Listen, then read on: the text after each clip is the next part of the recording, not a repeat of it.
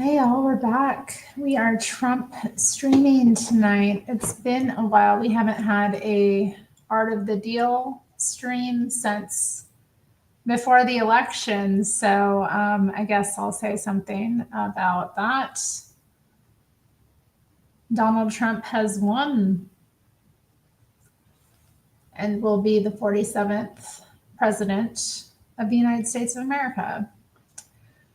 So let's see if we can learn something about him from our reading tonight and from these readings in general. Get an idea of his character, the way he thinks, the way he conducts himself, and hopefully be inspired in our own lives to make good deals and, build.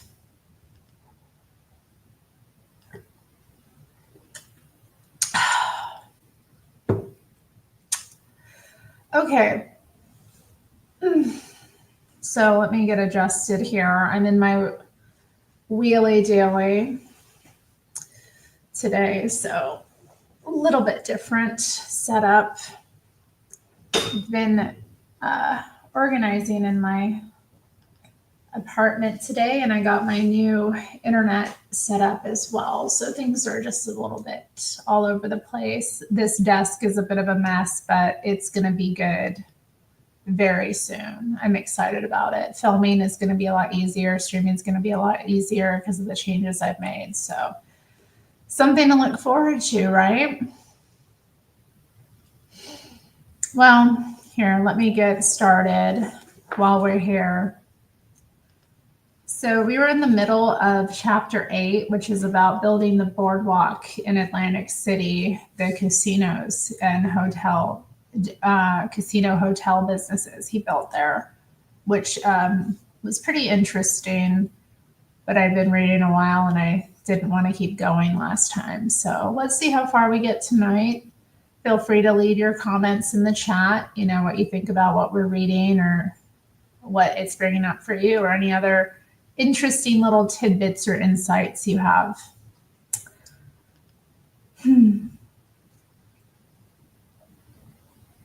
With so many regulators and regulations to satisfy, we had one major advantage: the fact that we are not a bureaucracy. In most large public corporations, getting an answer to a question requires going through 7 layers of executives, most of whom are superfluous in the first place. In our organization, anyone with a question could bring it directly to me and get an answer immediately. That's precisely why I've been able to act so much faster than my competitors on so many deals. Sure enough, the gaming division concluded its investigation and issued its report on October 16th, 1981, nearly 6 months from the day they began. They had lived up to their word. Better yet, both Robert and I got an absolutely clean bill. The Division of Gaming Enforcement recommended licensing both of us. Well, I'm glad you're here, CJ. CJ says he wondered if I would be streaming, and here I am. I'm here. We're reading The Art of the Deal. My actual licensing hearings weren't scheduled for several months after the Enforcement Division report was complete. In the meantime, we managed to get all the necessary approvals for our construction. Among them was permission from the city to build a skyway connection between our facility and the convention center next door.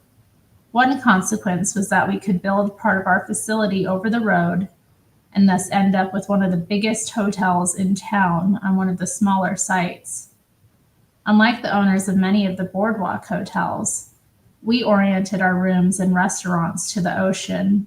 With such beautiful views available, why not take maximum advantage of them? The second issue we worked on was financing, which was hardly a given. Most banks had an unwritten policy against making loans in the gaming business because gaming had an unsavory reputation. My problem, ironically, was almost the opposite.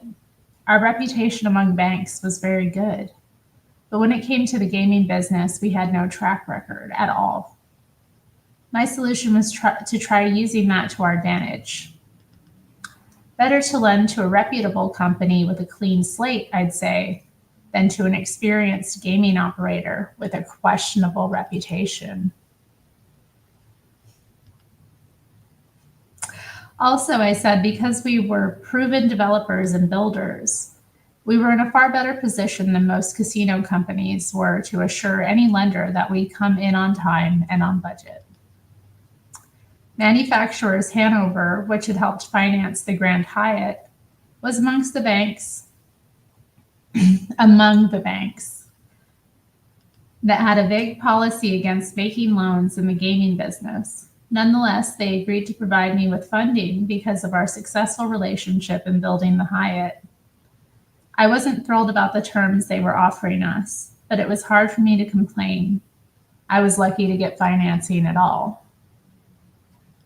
On March 15th, 1982, with provisional financing in place and all my architectural and building plans approved, I went to Trenton, New Jersey for licensing hearings before the Casino Control Commission. Hearings for other companies had sometimes dragged on for 6 to 8 weeks. Shortly after 10:15 a.m., I took the stand. I testified for 17 minutes. Just before noon, the commissioners voted unanimously to license both Robert and me, as well as our corporate entity, the Trump Plaza Corporation. I was finally on my way. Then something totally serendipitous happened. One morning in June, I got a call at my office from a man named Michael Rose. I was impressed. I'd never met the man, but I knew that he was the chairman of the Holiday Inns. I picked up the phone and Rose introduced himself. He was very pleasant, and he said he'd like to come up from Memphis to see me. I didn't even ask the reason. A guy in Rose's position doesn't suggest a meeting unless he's got something worth talking about.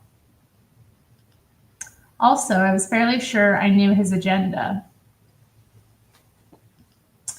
I assumed he was interested in buying a property I'd purchased a couple of years earlier, the Barbizon Plaza Hotel on Central Park South and Avenue of the Americas.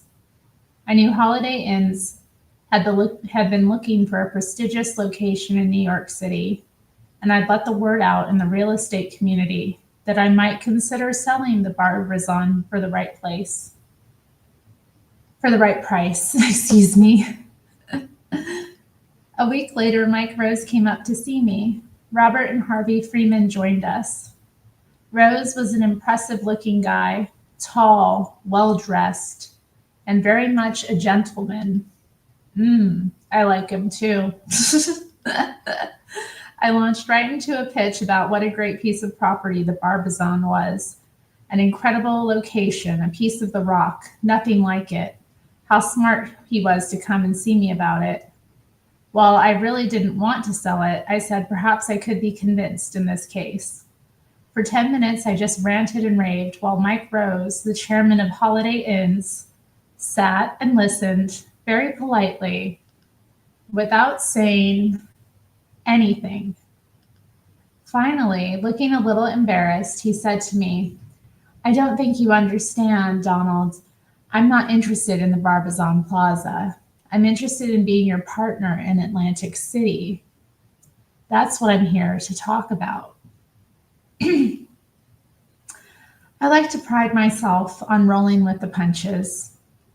I had never thought of a partner in Atlantic City, but I jumped right back in and started talking with the same enthusiasm about our plans there. I said that we had the best site on the boardwalk, that we designed the best facility, that we had our approvals and financing in place, and that we planned to be open for business in less than 2 years. Two things intrigued me immediately about Holiday Inns. First, the company had a lot of gaming experience. Second, they had the ability to finance the deal themselves, which could take me off the hook personally. What wasn't clear to me was why Rose might be interested in a partnership.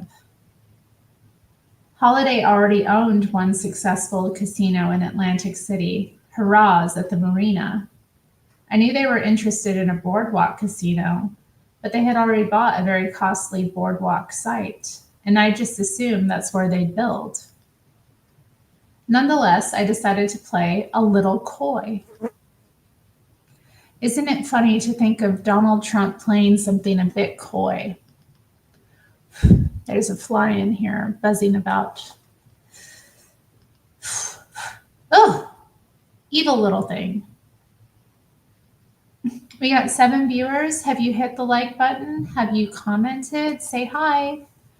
These reading streams, we got to get them going. We got to get them. Got to generate the buzz, Let's see.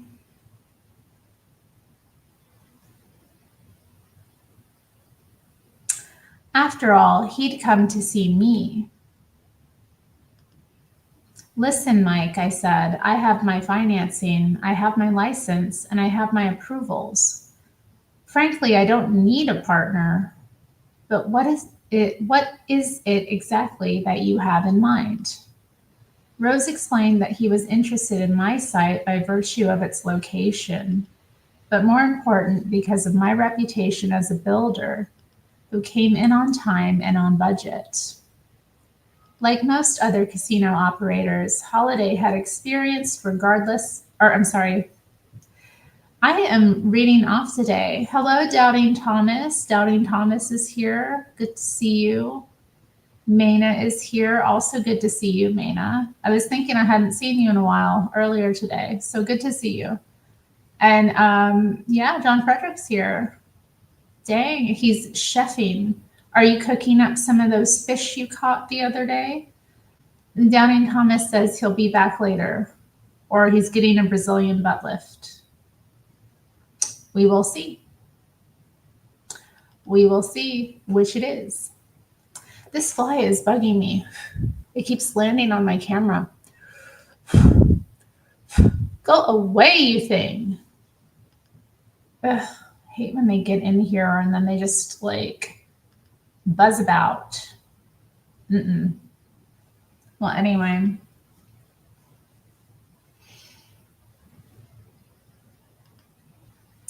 Like most other casino operators, Holiday had experienced endless problems in construction and had run over budget by tens of millions of dollars on Harrah's Marina, Rose particularly liked the idea. He said that we were already under construction. The point, Rose concluded, was that Holiday simply couldn't justify major overruns to stockholders a second time. Making a deal with us, he said, seemed like a good way to marry their management expertise with our ability as builders. Gotta say, shoot. That's right. Shoe fly don't bother me. You're right about that. What up, Irish Repub? Ooh, John Frederick's making pasta. What kind of pasta? I love pasta. I will cook pasta soon. Maybe tomorrow, maybe the next day, we'll see. I'm incognito at a nearby pub, Terry, checking the sitch. Ooh. Spooky. She's undercover. See, it just went across my camera. Did y'all see that? Shoo! Shoo! Be gone! I don't want you here. I'm trying to read my little book. Be gone. I have a fly trap in here. Why won't it buzz over to that? Hi, Stacy. How you doing? Yes, it's a Terri Strange stream. Terri Trump stream. Terri and Trump together at last. Let me get back into the book, y'all. But hey, I'm glad everyone's here. Do what you got to do. You don't have to be in the chat unless you want to. I just like to know who's watching. We had to get fly paper. You go. Yeah, I have a trap. It's like a light trap that, they get drawn to and then they get killed. And then but anyway. I want them gone. I had them gone. Like they cropped up, what, like a month ago? I had to deal with them because I'd been like leaving the door open. And I did that again this week, and lo and behold. Anyway, I spent most of this day cleaning. My friend came over and even helped me quite a bit. So hopefully there's like no little spots that they can try to like get in, and these ones will die within the next couple days. Hate them. Hate flies. They get in here and they're just such a like nuisance. Well, anyway.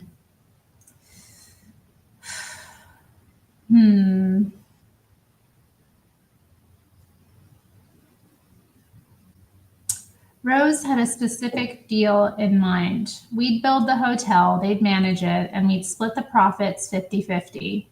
In addition, he said they'd put up $50 million of their own money toward construction and reimburse me immediately for approximately $22 million of my expenses up to that point. We also agreed they'd take over responsibility for financing and used the Holiday Inn's guarantee to get us a very prime rate. As a final inducement to make the deal, Rose said that the Holiday would guarantee me against any operating losses for a period of 5 years from the date the casino opened and pay me a large construction fee. This was almost too good to believe. It does sound very good, doesn't it? But I know he had issues with Holiday, didn't he?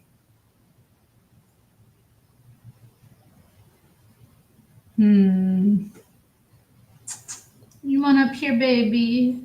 No, you can't have none of my lap. You can't have no lap right now. I'm sorry. Why don't you get on your little perch? Get on your little perch, because you ain't getting on my lap. No, you're not getting no lap right now. Yeah, I love spiders, but I don't get many up here, you know? Apartment living, you know? As you can see in the background. Every now and then a spider will come up here, but it's rare. I'd love to have one in a spider in a couple corners around the house. Wonderful things. Maybe I could get some pet ones, but I worry the cat would eat them. Like if I bought some spiders, I bet I could buy a spider. No, you can't come up here. I said no. No. Don't make those eyes at me. What do you all think? I mean, I just started reading. I'm like on the, third page? And he's already trying to get up here and have a little Nero moment. Oh, this cat eats spiders. He eats bugs all the time. I wish he'd catch one of these flies. Okay, come on. You want up here? Come on. Come on. Oh, now you acting like you don't want it. Hey, come on. Don't look away from me. You know you want this lap. Come on. You can do it. No, don't make that groan. Come on.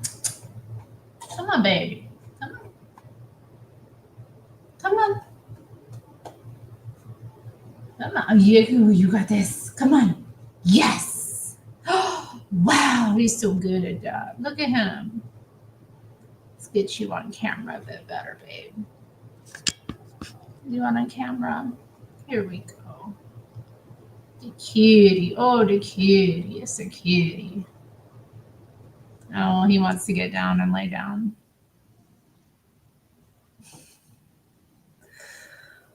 All right. All right. You're a good boy. You're a good boy. How's everyone doing tonight? Golden Rule TV's here. Harry Potter. Lord. You know what? Let's have a Harry Potter moment. Does everyone know what house they're in? Drop your Harry Potter house. Are you a Ravenclaw? Are you a Hufflepuff? Are you a Slytherin? Or are you A Gryffindor. What house were you sorted into by the hat? Yeah, I like spiders. Well, you all know I like spiders. You all have seen my spider tattoo. I have a tattoo of a spider here. And I have my spider web tattoo up here on my shoulder. Ah, Stacy is a Slytherin. I believe that. Hi, Matthew. Welcome to the chat. No witchcraft in your home. But you never went to the Pottermore house and got sorted into your house? Come on, you must have a house that you identify with at least if you've gotten into any of the Harry Potter. Like, where do you think you would be sorted? I feel like this is such a millennial thing to like knowing your Potter house.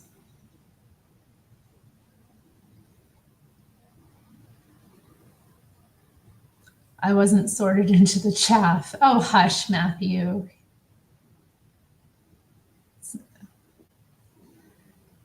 The story of Harry Potter is, yes, there's witchcraft in it, but it's fantasy witchcraft. And it's, ultimately about the fight between good and evil.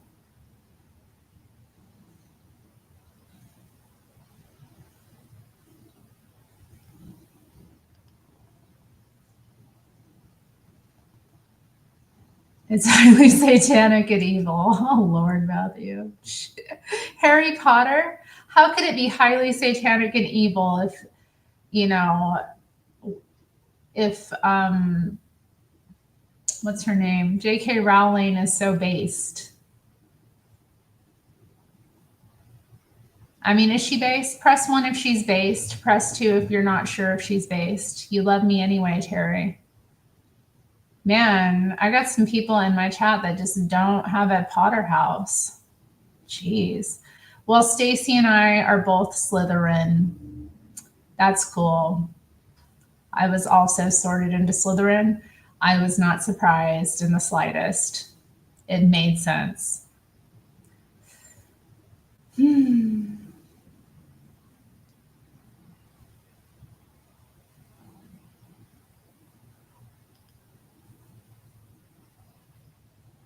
Oh, yeah, they have big spiders in Australia, don't they? All kinds of interesting wildlife down there. You're a Gryffindor? That doesn't surprise me either, Irish Repub.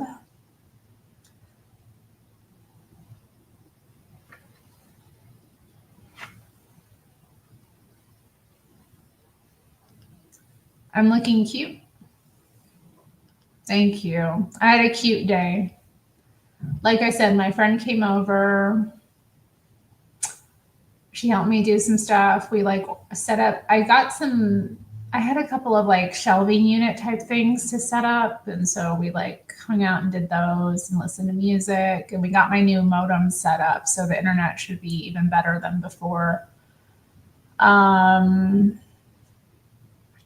yeah, we went out for lunch together. We were going to go to this Cuban place that looked amazing. The menu looked amazing, and they even had coffee. So I was like, oh, we're going to get down. But it wasn't accessible. We got there and I couldn't get in. And we were like, oh, snap. So we ended up going to a local place around the corner. And we had a nice lunch. It wasn't exactly what we were expecting, but she's going out for Mexican food tonight. So I think it's probably best she didn't get the kind of food we would have been getting at the Cuban restaurant. And then we went and got coffee on the way back to my place. So, and Nero got to see his auntie. He was such a good boy. She came in the door and he ran up to her and greeted her and gave her little kisses and let her pet him. She didn't get to hold him though, but he was very affectionate. So that was nice. He's a nice kitty. And he's nice to his aunties. You love your aunties. They help me look after you. Yeah. Well, yeah. But yeah, I went for, I don't know, a brown look today. I'm wearing brown pants. This is a kind of leopardy print, so wore my little leopard print shoes, a brown beret when we went out. It was nice. It did start raining though when on the way back from the coffee shop. But I had a panettone latte. They had a panettone flavor. Is that how it's pronounced? That Italian sweetbread that comes out every Christmas. I'm gonna get some this year actually because I like that like sweet fruit bread. It'd be nice to have a get together with someone and have that. Maybe one of my neighbors or a couple of my neighbors have coffee. I think Trump is both Gryffindor and Slytherin like Harry. Right. Well, there's such similarities between the two. I mean, they're really the powerhouses, right? I mean, each house has their own like unique traits, but like honestly, Slytherin is for like the personally powerful, you know, and Gryffindor is kind of like for the heroic. So,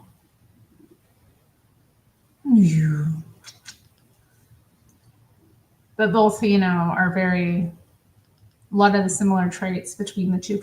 I love you. I do, I promise.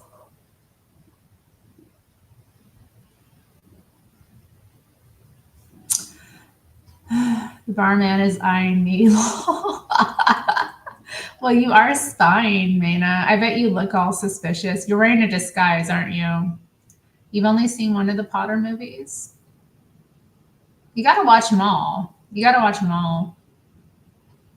I bet Maina went in wearing like a disguise.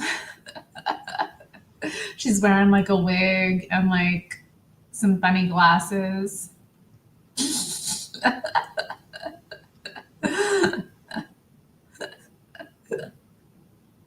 Why can't you go to another pub on your time off? Is that weird? Shouldn't you patronize other businesses? I mean, who doesn't? Baby, baby, baby.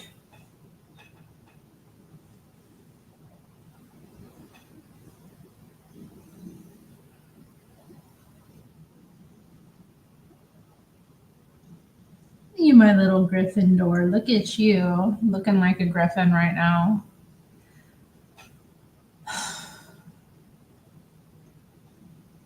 I mean, you gotta watch all the Potter movies. They were all like brilliantly done, and anyone who's anyone is in them. We're having a little break, CJ. The cat came over. CJ, do you know what your Potter house is in Harry Potter? Only Stacy has answered. Everyone else is like either too old for that or saying it's satanic. But were you ever sorted into a Harry Potter house? You're a Gryffindor? Okay.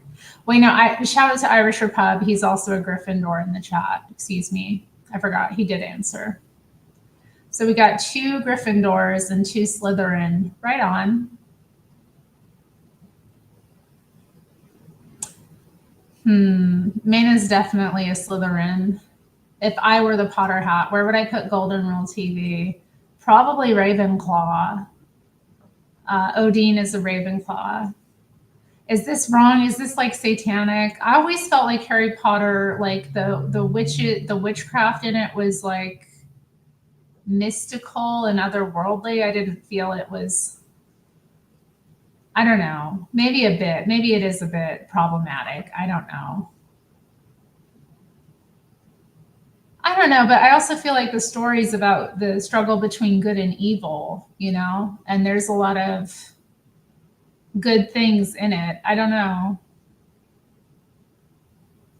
Yeah, it's important if you use it as imagination, but maybe it's not appropriate so much for children. I don't know. I don't know. It's hard to say. Did it inspire me to get involved in the occult? I don't know that it did. I don't think it had any like real influence that way. Maybe. I still have to watch the last 2 movies. It's good. Good witchcraft. Well, I mean, it's like a story. I don't, yeah, I mean, that's the world they're in, and then in that world, they're fighting good versus evil. And then it's similarly, I mean, isn't that how it is in every plane, in every walk of life and existence? That battle's going, on, regardless of where a person is in life, regardless of what you're dealing with, the battle between good and evil is happening in your life.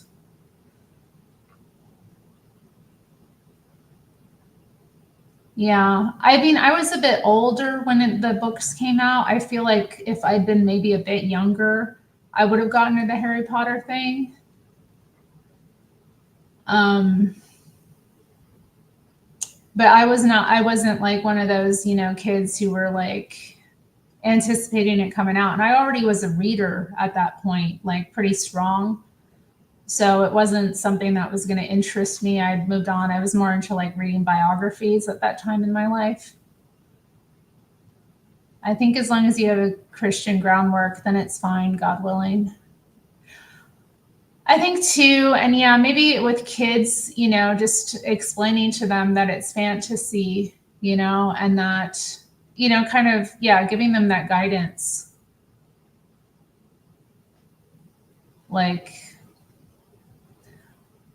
I was sensitive about addressing it because they might attack me with curses. Who is they? Well, I mean, maybe, yeah, because people do get kind of, I mean, even if you start like swearing at someone, or saying nasty things back to someone, that can be kind of a lot. I don't think I ever read a full book. I read the first two in, I think, actually 12th grade. I read the first two books in 12th grade because we had to choose between reading like that or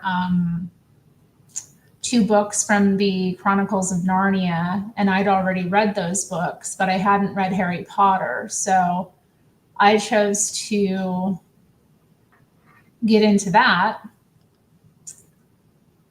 And I also happened to have my own copies because someone had bought them for me for Christmas, but I just never, read them because it just wasn't my interest at the time. And then, yeah, so I ended up reading them for my children's literature course that I took in high school, which was interesting. The final project was so awesome. We got to write our own children's book, right? It had to be a picture book. Actually, it wasn't even writing a book. We had to do a picture book for children. And then we had to go read to them and show them our book as well.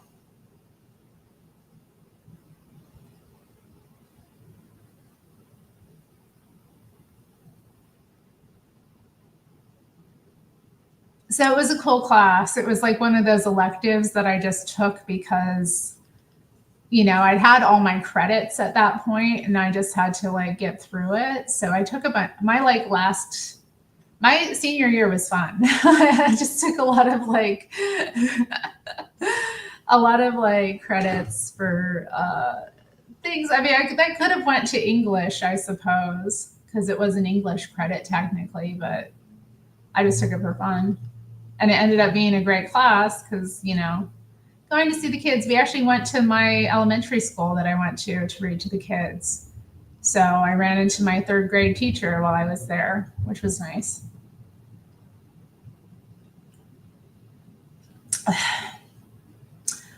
Lord of the Rings. My dad read me those stories when I was little.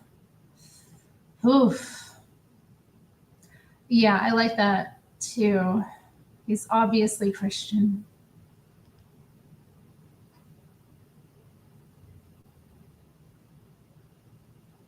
Yeah, I like that too. That is, yeah, there were a lot of, you big jerk, you said you never went to college.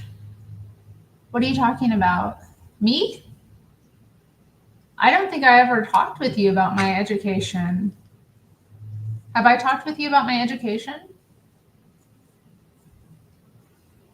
Hole up, dog. Hello, He Black. Hello, Yoda, Calvin, Freddy, aka Steven. There's nowhere else you get your anti-white attitude. I live in Portland, Oregon. Where do you? It's in the ether. What are you talking about? I don't know. Also, I don't know though. I feel like I had like whatever you call my anti-white attitude, like before I even came here. I feel like I had that already kind of like developing. You know, my dad was a liberal, Maina. Like he was a super, super progressive. You know, both my parents had those politics. So, I mean, you know, I think it was just like the values I was raised with, you know. But anyway, my cat has left my lap. It's been a fun little intermission talking about our Harry Potter houses. What do we do on this channel? I read books. Sometimes I read to you all at night. Sometimes we have open discussions, and sometimes we just chill and watch videos together and like chat about whatever. And sometimes I go on Reddit and just explore and talk about things with y'all, you know, chill streams. It's Terry Potter. Oh, Lord. It's a good one, Golden Rule TV. That's a very good nickname. I have to say, of all the ones I've gotten, that one was like brutal. Thank you, Tommy. More like Terry Pothead.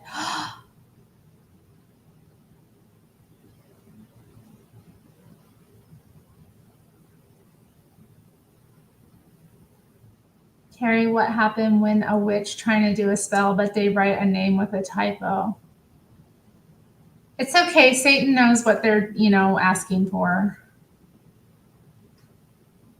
No, it's funny, Golden Rule TV. It's hilarious. It's brutally hilarious. I don't think we ever talked on Josh's stream, Tommy. We met on Frederick's stream, Frederick LA. Although I think he's now I'm Him TV. Well,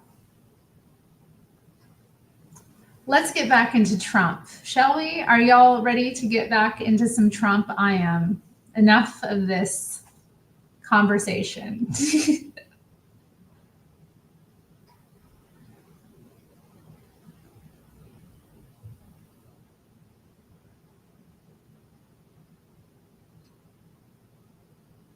I'm just finding my place. I don't remember where I left off. I looked over at Robert and Harvey just to see if perhaps I was missing something. They just smiled. By the time Mike Rose left my office, we had shaken hands on the basic elements of a partnership in Atlantic City. It was still subject to the drawing of documents and to approval from his board of directors. I assumed that they'd exact some concessions along the way, but as long as the basic concept remained intact, no downside for me and a 50% share of the upside, it was an extraordinary deal.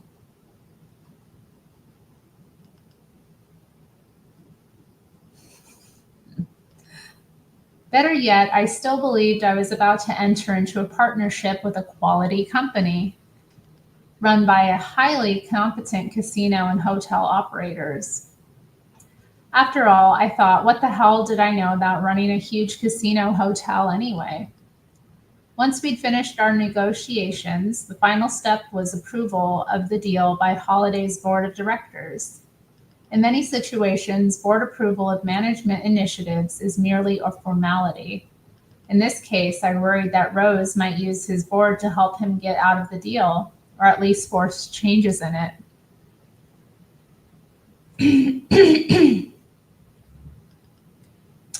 Rose scheduled his annual board of directors meeting in Atlantic City so that the board would have an opportunity to see the proposed site and also to assess our progress in construction. It was the latter that worried me since we had yet to do much work on the site. One week before the board meeting, I got an idea. I called in my construction supervisor and told him that I wanted him to round up every bulldozer and dump truck he could possibly find and put them to work on my site immediately. Over the next week, I said I wanted him to transform my 2 acres of nearly vacant property into the most active construction site in the history of the world. What the bulldozers and dump trucks did wasn't important, I said, so long as they did a lot of it. If they got some actual work accomplished, all the better, but if necessary, he should have the bulldozers dig up dirt from one side of the site and dump it on the other. They should keep doing that, I said, until I give him other instructions. Imagine getting paid to do that. You just moved this earth over to this side of the site, and then, okay, we're going to move it back and forth. Lord. He has quite the sense of humor. The supervisor looked a little bewildered. Mr. Trump, he said, I have to tell you that I've been in business for a lot of years, and this is the strangest request I've ever gotten. But I'll do my best. 1 week later, I accompanied top Holiday Inn's executives and the entire board of directors, out to the boardwalk. It looked as if we were in the midst of the building the Grand Coulee Dam. There were so many pieces of machinery on this site that they could barely maneuver around each other. These distinguished corporate leaders looked on, some of them visibly awed. I'll never forget one of them turning to me, shaking his head and saying, you know, it's great when you're a private guy and you can just pull out all the stops. A few minutes later, another board member walked over to me. His question was very simple. How come, he said, that guy over there is filling up that hole which he just dug? That guy over there, This was difficult for me to answer, but unfortunately, this board member was more curious than he was skeptical. The board walked away from the site absolutely convinced that it was the perfect choice. 3 weeks later, on June 30th, 1982, we signed a partnership agreement. Our budget was $220 million, $50 million from Holiday directly, $170 million on a loan they guaranteed, and that included everything: carrying costs, construction, operating expenses, and required cash reserves.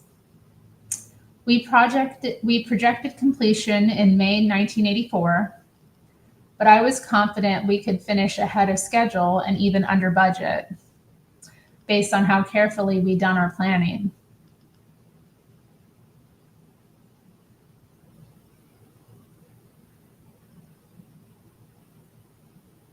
What are y'all talking about? Yeah, what are y'all talking about?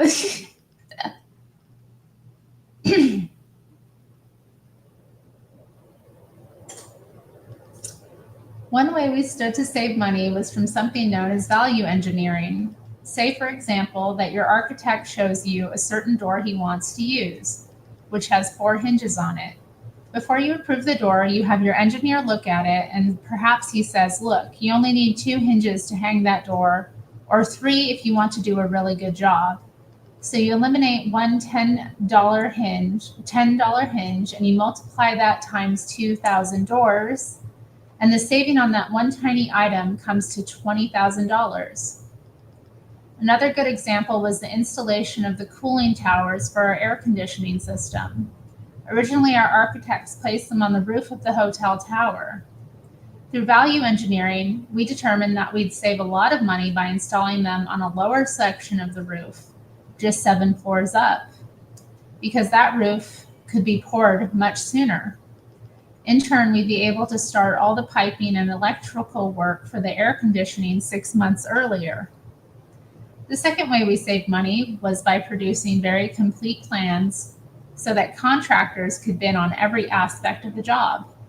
When you have incomplete drawings, A smart contractor will often come in and underbid the job just to get it, knowing he'll be able to more than cover his costs through the change orders that inevitably occur as plans become more complete.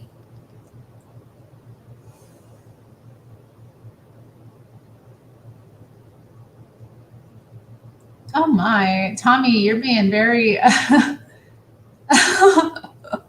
what?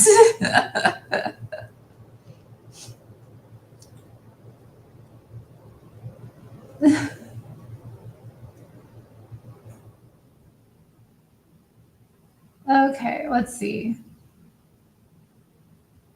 The final thing that helped us keep costs down was the state of the construction industry in Atlantic City in the spring of 1982. The only casino still under construction by then was the Tropicana, and thousands of local construction workers were either out of work or about to be. That gave us a lot of leverage with contractors who had to either cover a certain overhead or go out of business. I wasn't looking to force these guys to make such bad deals that they'd lose money. On the other hand, I was in a position to negotiate very reasonable prices. Are you getting deleted, Maina? I was noticing something, Maina, and this isn't you, although I'll need to look into it actually. Maybe I'll watch this stream later to see. But I was noticing as I was watching one of my recent streams, back and like reading the chat a bit, I noticed that Point Fire's comments weren't coming up in the chat at all for me. And I could read them here as the show was going, but like in the playback, his comments are totally censored. And I'm wondering if this is some sort of like thing, because I know that Canada has different rules. So I was just, I'm wondering if it's related to that. And if it is, it's kind of like, I don't know. Is it the UK censoring them? I wonder, yeah.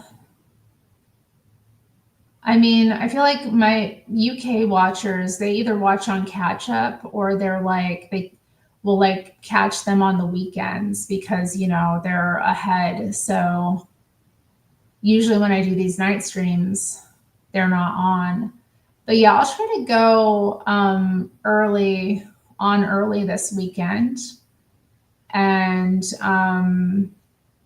see if I get any of my UK people on and see, if their comments get censored at all. But yeah, like Point Fire, not one of his comments came up the whole stream for me anyway. And I was like really kind of taken aback by that just because of like what he shared in the chat before about just the state of, their country and government right now. And that's just, I don't know.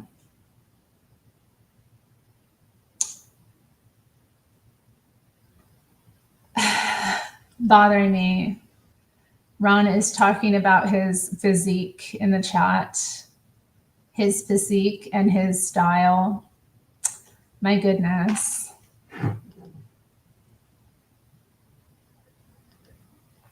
The UK is definitely not Canada.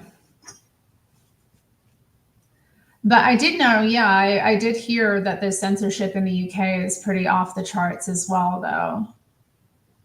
I've heard that, like that they've been censoring people really drastically. And the like cancel culture of the, whole country is quite extreme. Just not to get into it too much, but I've heard of really bizarre situations with people being harassed by the police because of something they said online, or even being taken into, stations and interrogated about their views. Like, excuse me? Not in my country. I'm not having that happen in my country. I don't know about you all, but America needs to remain free.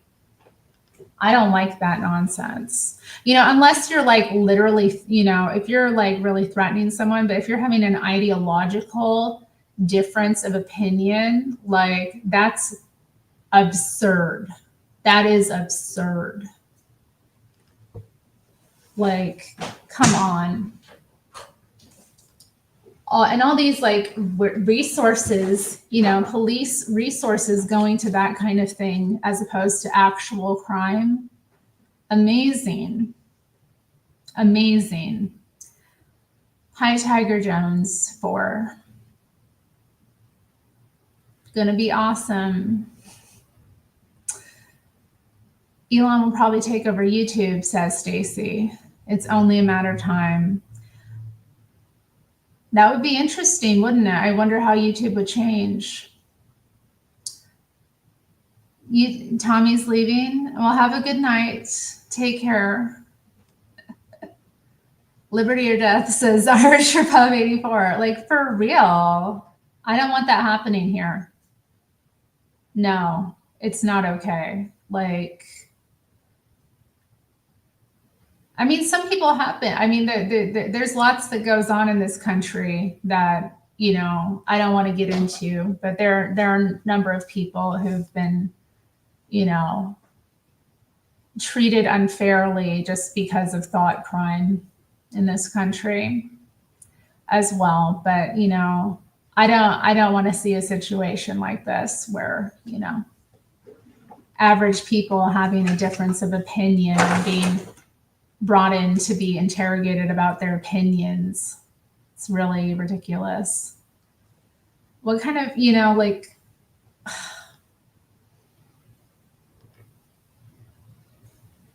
what kind of like waste of time and resources to have the government mommy you?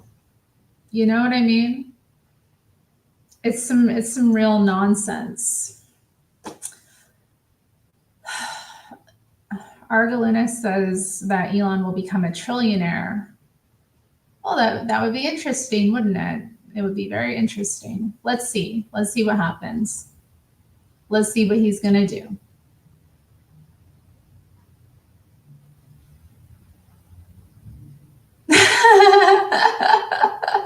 Really? Has there been a mass American migration to Australia? I don't know about this. Isn't it like hot down there?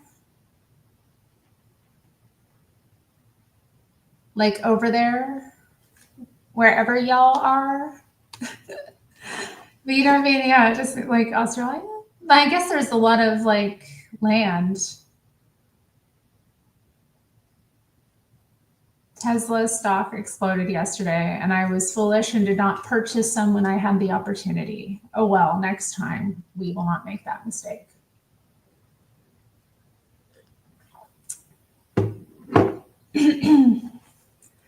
Buy small countries. Oh, maybe that would be good. You've always liked Australia? I don't know. There's aspects of it that seem quite interesting. It seems beautiful, like so many different climates and places to see, and I don't know. My favorite actress is an Australian, so I shouldn't be, I'm acting all like nasty about Australians, but like Judy Davis is an Australian. So I feel bad now. I've been thinking about that. Would you want to be a czar? Terry, would you want to be a czar? A czar? Can a woman be a czar? Do you mean like what do you mean? Do you mean a literal czar? Or do you mean some like position similar to that? Yeah, Tasmania looks really interesting as well.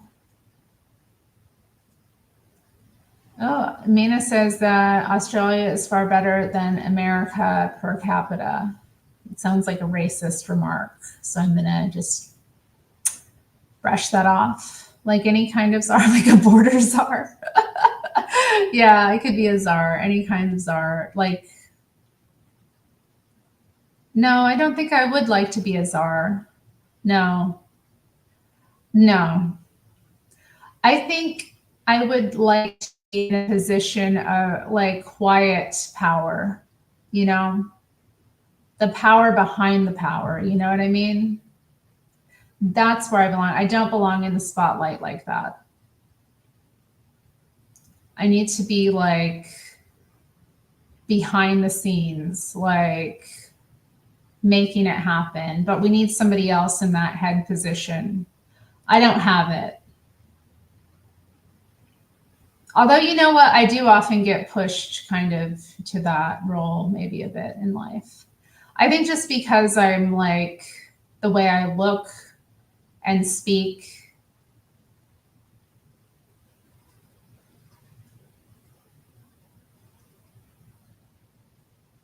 and a level of competence, maybe I do kind of maybe get, I don't know. I don't know. Yeah, I'd like to be like behind the scenes, I suppose, a bit. Or like maybe not completely behind the scenes, but you know, like involved in a quiet way.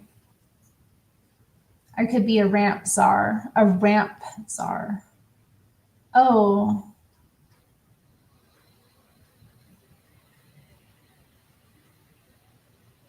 Pete Hegseth. I don't know who Pete Hegseth is. Pete Hegseth from Fox News is are going to be our Secretary of Defense. Is that a good thing? Who is he? Is he like a Fox News talking head?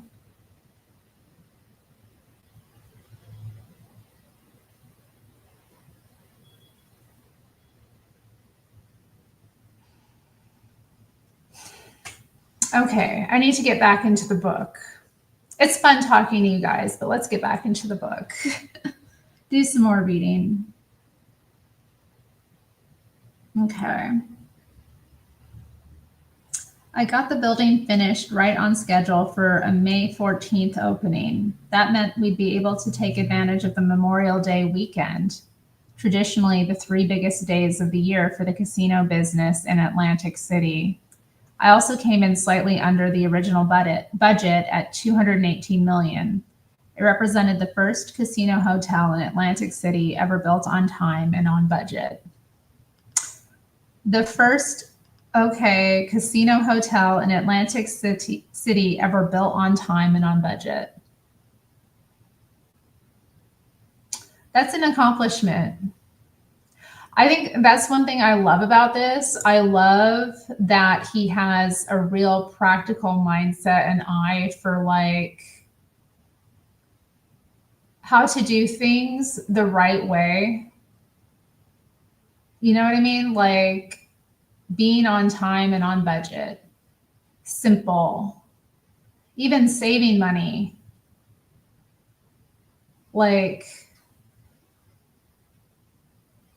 yeah, it seems like it was just drilled into him from what he learned from his father, you know, as a builder and landlord. Like, really, it's just, yeah, I'm putting this character together, and like what I'm seeing is like how he takes the best of where he's at and how he like put it together in his vision of building the way he did. But instead of like doing it small, he did it big and extravagant. And like, I don't know, I love it. I'm loving it. This version of Trump is the Trump I voted for twice. All right, Golden Rule TV, but you didn't vote this year, did you?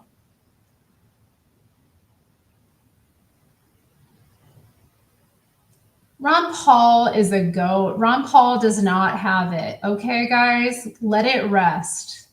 Ron Paul is not president material. He never was. He never will be. Okay?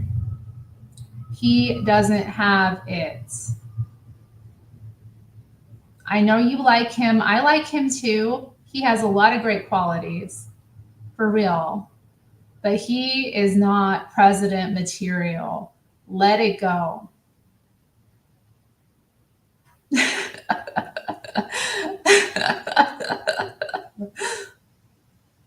I mean, I'm glad he's going to be part of Trump's administration. Trump is bringing some interesting people into his administration, and I'm excited for it, honestly.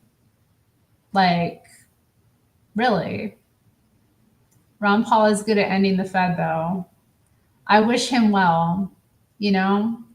He's got to do more. I'm sorry, but that's it. Like if he wants to be president, if he does what he set out to do, then we'll talk. Okay? Then we'll talk. Rons are usually outrageous. What does the name Ronald mean? Is he Ronald Paul or is he Ron Paul? Like what's his name? Or Ronaldo Paul? Ronald means mighty warrior or wise ruler, according to Hallmark. Ooh, wise ruler. He is a mighty warrior. I would say that. He's a mighty warrior type. And a wise ruler. Hey, I just want to see some more. I want to see him in action, then we'll talk. He's a bit funny, okay? He's kind of a goofy guy. He doesn't, he's not commanding, I just, like I would, respect him if I were, around him, obviously, but like, and I respect him otherwise, but you know what I mean? I'm just talking about like optics and dealing with people and like having an impression, like the impression one leaves. It's silly and superficial, but those things do matter in this world, unfortunately, or fortunately, Ron delivered more babies than Biden has sniffed. You know what? That's true, Matthew. Respect. Like I said, I do like him. I do think he has a lot of great qualities. And that is one of them. I do not much like Rand Paul, though. I don't know a thing about him, to be honest. Well, stop saying bad words, Maina.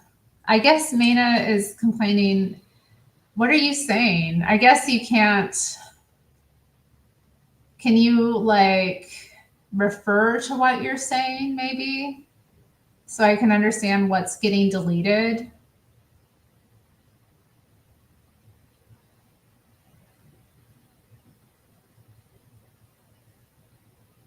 Like maybe get a little creative and use something, or maybe it's all getting read.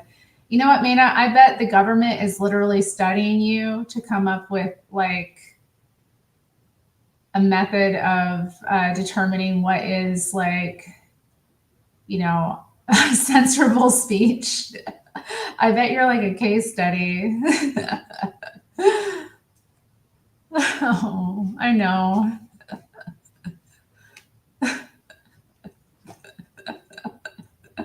For real, Matthew, for real. She's in her feels about her communist country. I know, and she probably doesn't even know. She's just chilling, living her life. Maybe we all are. Oh my gosh, paranoia stream. Watch out, guys. Y'all, I need to get out of the chat. Excuse me. Let me get back to the book. Are you ready to get back into Trump? Okay. I went off about Trump and then I was getting into the chat. I like it though, on time and on budget. Is it too much to ask? He adds shareholder value for real.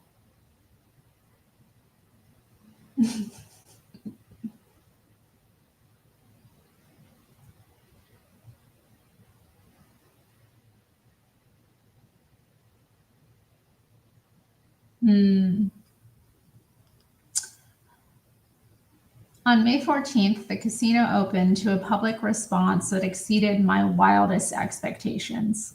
It was a major media event attended by thousands of people, including most of New Jersey's principal officials.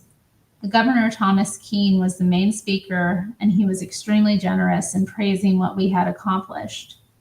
His praise was echoed by Richard Gouglan, then president of Haraz, who told the crowd that for us to have completed such a huge facility on time and on budget was a near miracle in this day and age.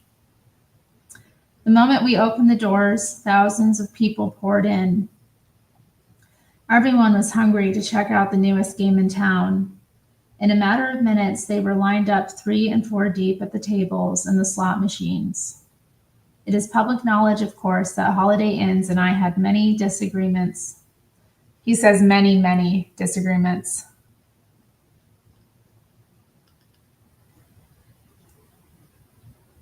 over the management of the facility. But under that agreement, I finally made to buy out Holiday's share. I am precluded from saying anything in detail about those conflicts. While my attorneys unanimously believed that I would win any legal battle over my First Amendment rights on this issue, that's just not the way I do business. As far as I'm concerned, a deal is a deal, and I live up to what I've agreed to, even if I don't believe I'm technically obligated by any specific contractual provision. Suffice it to say that my ultimate buyout of Holiday Inn's share of our casino hotel in February 1986 was one of my most savored transactions.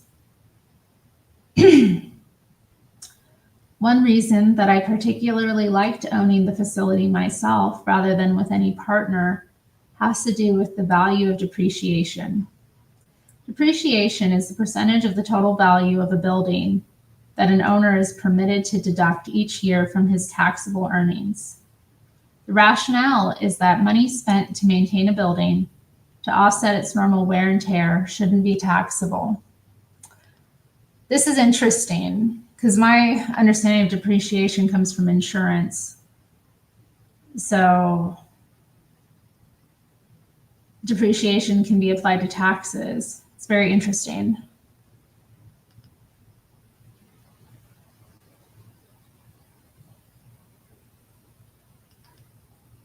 Why my chat so inappropriate? I've asked you repeatedly, Yoda, not to make that joke. You make it all the time. You got charged $9.50 for a beer. What the heck? It's murder every time you go out to drink, Mana, in this day and age. It's part of, why you shouldn't.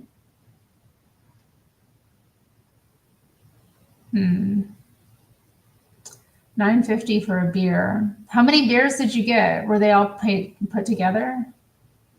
It does need investigation. Well, okay, that's not really anyone's business, Yoda. Why do you all talk about that? Like, really? And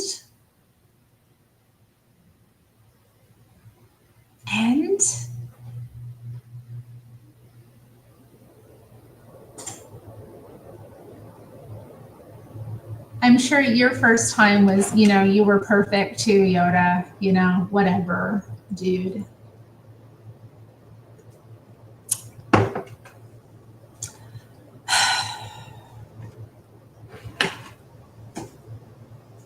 Y'all are just wild and nasty and like pick on people about anything you can.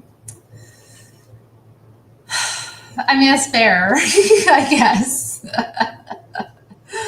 But man, it gets so inappropriate sometimes. I'm looking over, I'm like, ugh. Do I want this in my chat?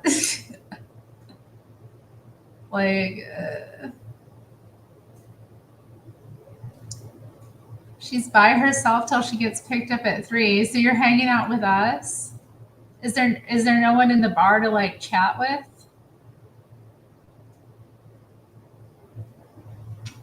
Are there no like weirdos looking to socialize?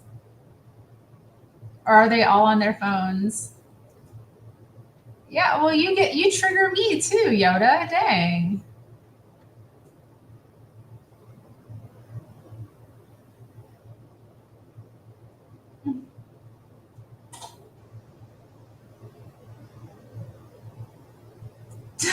No, Matthew, don't say that. Like 2 old guys waiting for lunch. Oh. Yeah, no thanks. Oh, that's boring. God. So it's not even a happening place. Well, at least you know that it's not happening. You can zhuzh your place up a bit, more, make it more exciting and attractive to people who might be fun to talk to and socialize with. Patrons are a big part of a bar establishment. Am I right?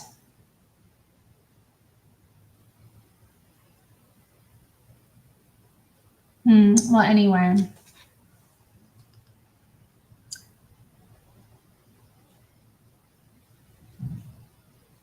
Put simply, depreciation permits you to pay lower taxes on your earnings. For example, if the cost of our facility in Atlantic City was 400 million and we were permitted to depreciate at the rate of 4% a year, that would mean we could deduct 16 million from our taxable profits each year. In other words, if we earned a pre-tax profit of 16 million, our earnings after depreciation would actually be reported as zero.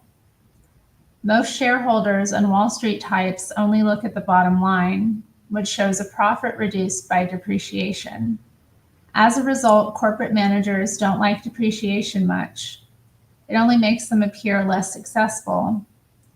But I don't have to please Wall Street, and so I appreciate depreciation. For me, the relevant issue isn't what I report on the bottom line, it's what I get to keep. The best part of the deal, however, was the facility I now owned outright. Merely by running it myself, I felt certain I could earn a far bigger profit. In addition, I planned to build new suites and restaurants. Financing, of course, now became my responsibility. The prime rate had been around 14% when I first started looking at property in Atlantic City.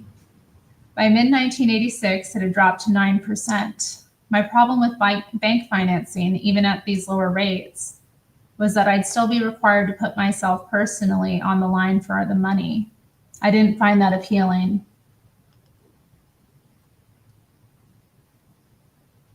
That's right.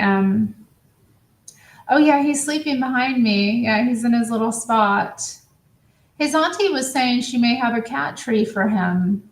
Apparently there's one that was left behind by the person who was renting her place before her. So she may have a new tree to give him. We'll see. Be in prayer for that, guys. Let's get Nero a new tree. He likes this one, but he has beaten it up. He has ripped it to shreds. It is time for a new one. My little dude needs something a little bit more, I don't know, together. How does Nero interact with Christmas trees? I have it. Oh shoot! I should have asked her to help me get the tree down. I totally forgot about that. He usually takes an interest in the baubles and such on the tree, like the ornaments and like other decorations. He tends to take an interest in. I'll find like he's often playing with them. They're scattered around the house, He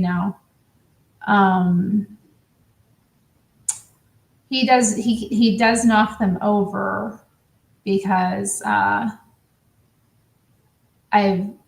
always had really small ones, so they're kind of easy to knock over. They're just kind of little display things. Reparations for Nero. He is black. Nero is amazing. Terry has a 2-foot silver tingle tree. It's pink. But yeah, it's probably like 2 foot. Yeah. 2 foot is pretty small, isn't it? Maybe a bigger one would be nice. But I don't know. I already have a tree, I don't want to be like I don't know. I want to use what I have. I don't want to want something else.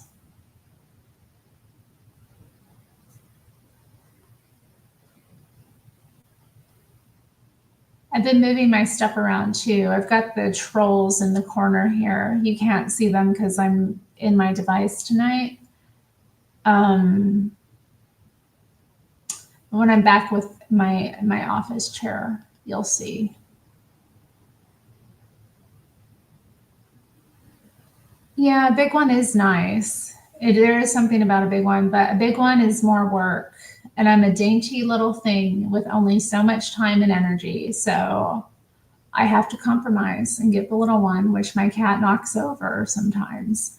And you know what? Because it's little, I just pick it back up and put it together, quickly and, get on with life. Anyway, let's continue.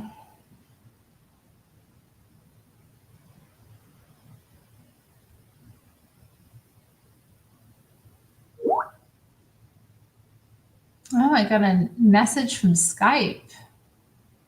Why is Skype giving me a message? I've been noticing Skype has been announcing news to me. Like I hardly ever use the thing, but now it's like making itself known. Like, hey, I'm still here. Hey, notice me. Here's some news. Like, sorry, Skype. Yeah, I don't like it. It was a moist little noise. Yeah, it was gross. Nobody wants to hear like no. It's like ugh.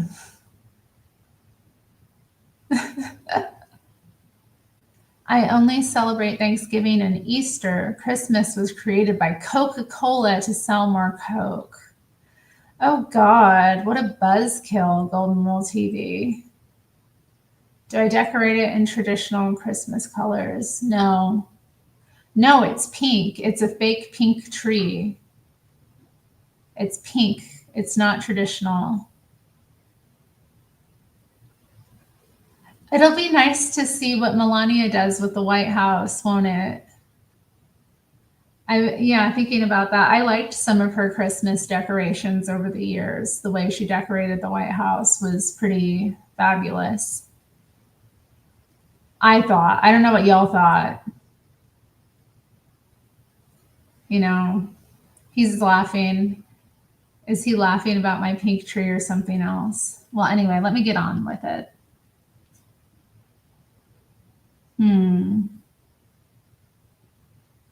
As a result, I decided to seek public financing for the project. Wait, no, I'm sorry. That was.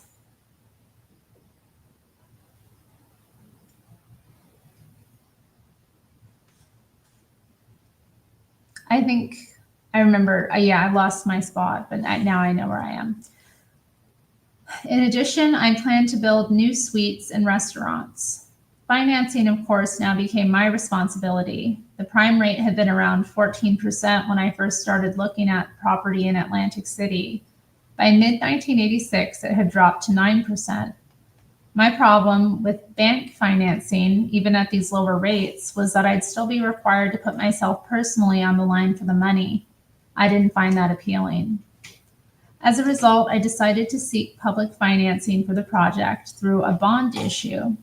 The downside was that I'd have to pay a higher interest rate to attract buyers. But the upside was that once the issue sold out, I wouldn't be personally liable. In the end, Bear Stearns was able to sell an offering for $250 million, which not only covered the $50 million cash due to Holiday, but also permitted me to pay off the $170 million mortgage on the building and left me the money to build a suitable parking facility. Interest payments on the financing came to just above $30 million a year. That was about $7 million a year more than I'd have paid for bank financing, but to me it was money well spent. By relieving me of personal financial liability, it assured I'd sleep better at night.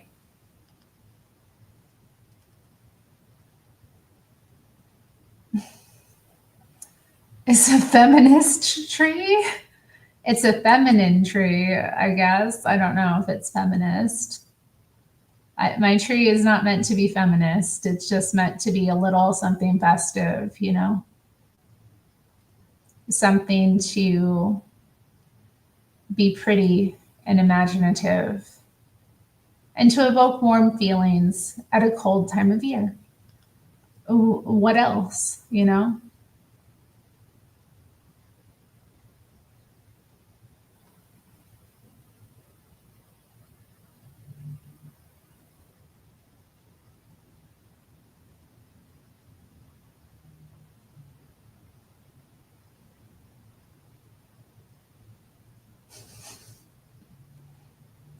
Oh, I was thinking about the toy train I had as a child.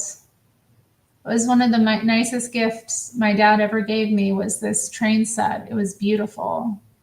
I would take it out and like put it together. You know, we'd take it out for Christmas time and put it out and like have it out. But also sometimes I would just get, you know, an urge to put it together and run it, you know, to play with it. So I'd take it out and it was a beautiful toy. It really was. It was kind of one of the like, yeah, I think it was one of the most thoughtful gifts he got me as a child. Train sets are very Richie Rich. Yeah, I know it was a nice investment, but it was the only thing I wanted that year. You know, I didn't need anything else. I didn't want. It was like, and he had the money for it. You know, so it worked out. Yeah, yeah. You had one too, Matthew. Yeah, that's wonderful. I think it's a good gift for a child of a certain age. I think it is. It's there's something about it. I felt like it came to me at a good age, at a right time, because I was, you know, responsible enough to put it together and to also treat it delicately at the same time. Hi, sweetie. Yours blew steam. Mine didn't blow steam. It's too bad. It was interesting too because both of my uncles worked for the railroad company, the Alaska Railroad. So, and I would write it sometimes because of that, or just be in general. Like, I remember I had this one amazing year where I got to take the train from Anchorage to Fairbanks to go up to see my uncle's family, my uncle, my aunt, and my cousins. I think I was like, I don't know, 11, 12, 13, that age. Probably 13, actually, now I think about it, because I was in middle school. So yeah, it's like a like 6.5 hour trip, and you go through some very interesting little places, and you see a lot of very amazing sights, and it's fun too. Like the railroad was so, the people that worked on it were so lively, I have to say, lively and engaging. And also the people on it were having I don't know, it's just exciting. It was a good time, that trip. I never took it to Seward though. My dad and I would often like go out there like just on weekend trips, you know, or not even a weekend trip, you know. We both got up early because, you know, it's just how it was. So we'd get out and like drive out these places in the morning and then, you know, have lunch and then go back to town. It'd be a cool memory spent with my dad driving me to these different towns. And the sights were always just the best. I loved going to Seward because of all the things we'd see along the way. And there were all these cool little businesses we knew to stop at. So we'd get like different treats in different places, or, you know.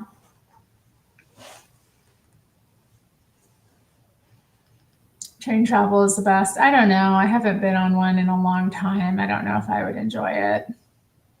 Some of them look nice, but I wonder. No, stop.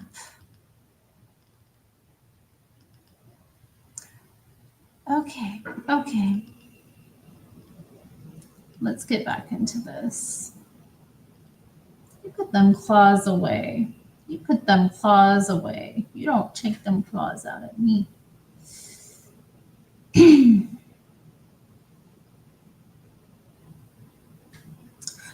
I lost my spot again, guys. I keep doing this. Maybe I should bring a have a bookmark with me when I take a break. I don't know. So I keep losing the spot. I feel like I just turned this page, but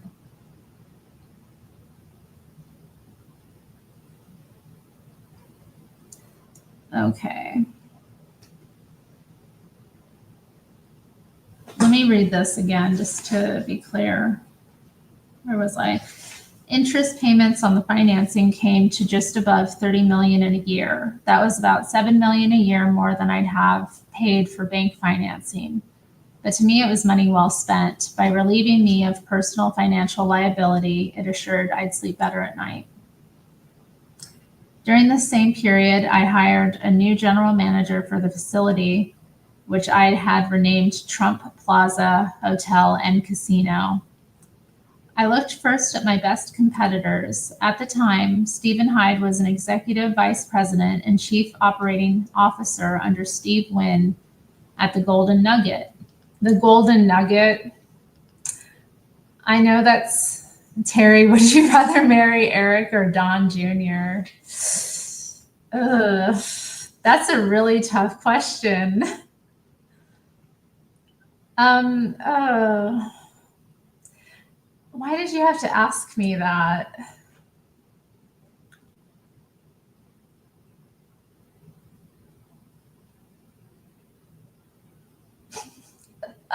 Stacy. Oh, Stacy.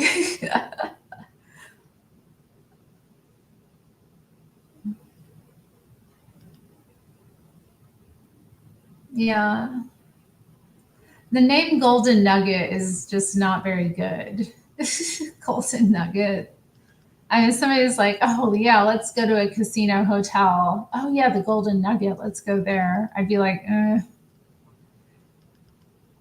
You went to Atlantic City, Ron. Here we go. To see Rob Thomas. About 5 times. You saw him that many times? I've never seen anyone that many times. I can't answer Don or Eric Jr. I don't find them like I don't know enough about them as individual people. It's all very superficial impressions, and like the first impression is no.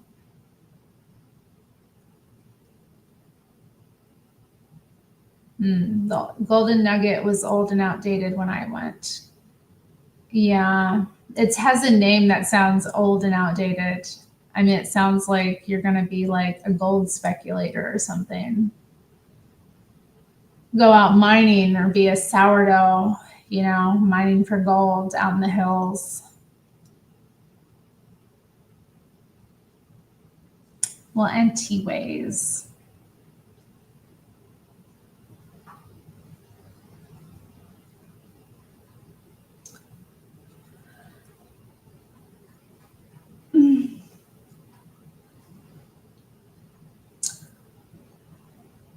As soon as we met, I understood why. He had a lot of gaming experience.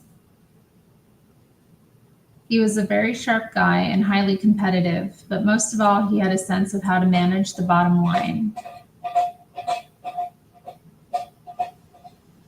Oh, excuse me. We're going to have to take a break. Nero is demanding to be fed, and I'm going to acquiesce to his request. So pardon me while we have a quick intermission. Talk among yourselves. Maybe get,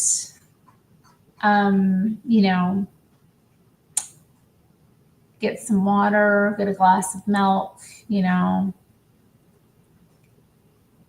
put some skincare on. I don't know. Yeah, he's licking the bowl. He does it to spin it around to make noise because he knows making weird noises irritates me. He knows I'm sensitive to that.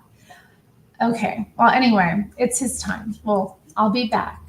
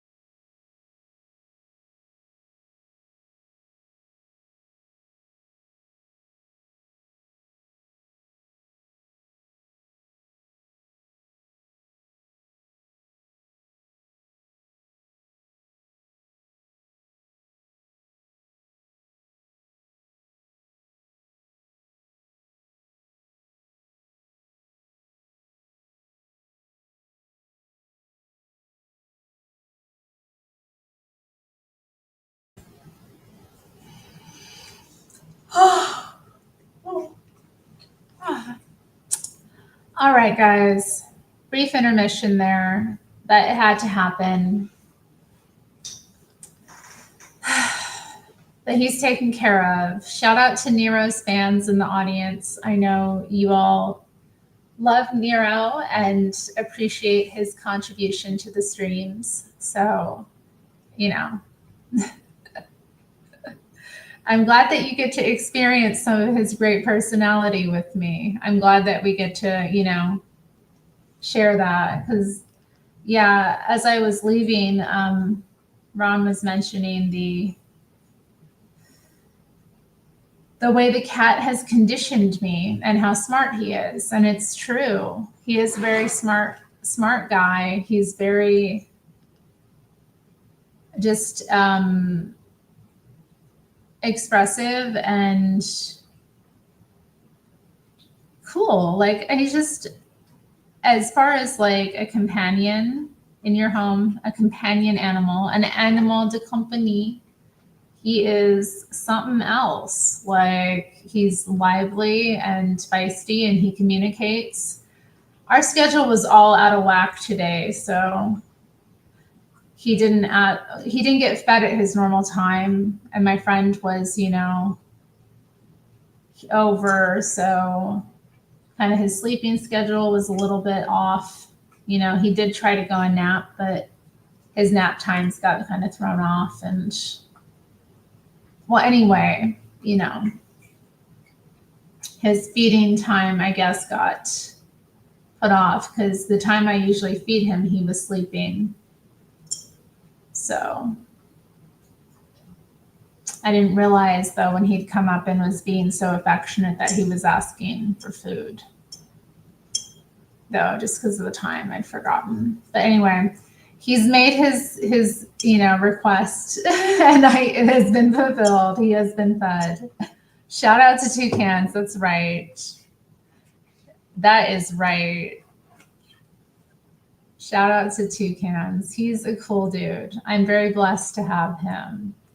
And I'm glad that other people see that too and maybe think about the animals in their own life and how blessed we are to have them.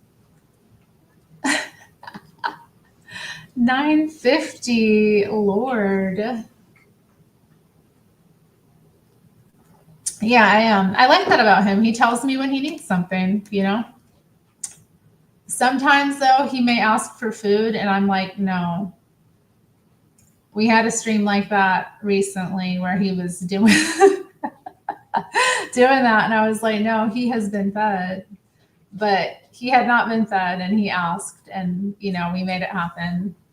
Chris is here. $9.50 for a beer. What do you guys think about that? I don't go to bars, so I don't know what the going rate for a beer is. I don't go to bars, and if I do, I wouldn't ever get a beer. So, like, how much they cost?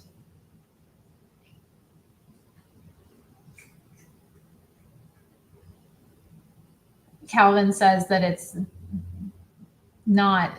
wrong. It's Mina says it's utterly ridiculous. Okay, how much do beers go for? Like, wherever people in chat who have been to a bar in recent times, can you tell me what a beer goes for? And who drink beer? Just what does a beer go for generally? Because I would think, like, depending on what you're buying is what it would. I could see maybe if it was something special, but I don't drink beer, so I don't know. I don't like it. $7.50 max. $3. It depends. Yeah, I feel like there would be. I know I have gone out and had a Guinness before, and it was rough. I don't like drink. Like I was sipping that thing all night. Like it was so hard to drink. I was at a pub too. I was like, oh, can I get a Guinness? And I was like drinking it. I'm like, oh, this is rough. It was delicious. I will say that about it. I don't like beer really, but it had it was interesting. Yeah, it was an interesting beer for sure. It's a stout. What is it? I don't know. What is it? Beer? I don't know if I could do it again though. Like I just don't. Ugh. Pub doesn't even have my beer on tap, so it's bottles. Oh, it's a bottle place. Yeah, I could see bottles of beer going for that much. It's a stout. What is the difference between a stout and a beer? Like, what makes it stout versus beer? Try Miller High Life. Ooh, no. uh, I don't know. Alcohol is so like just rough. It's not something that I can really. So it's pale versus dark basically is the difference. Okay. What makes it dark versus light? Like why is it pale versus dark? Do they use different plants like hops? I don't know much about it. Like how they produce beer. IPA is more your taste. No, it is not. I don't like any of this stuff. Like I don't like. I don't know what it is about beer, but I don't like it. It's like ugh. Anyway, I went out and did the thing. I got a Guinness. I ordered it and I drank it. Okay, I drank the whole thing, but it did take me all night. I was much younger then. Ugh. Never again, though. I will not be doing that. The thought of it now is like, oh.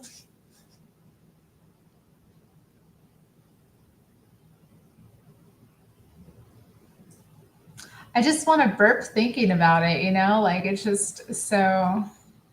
Maybe I would like fruit beers. I don't know. I don't like beer. Gals don't typically drink stouts. Yeah. Well, I remembered like trying it, like a little bit of it years before because my dad had it in home once.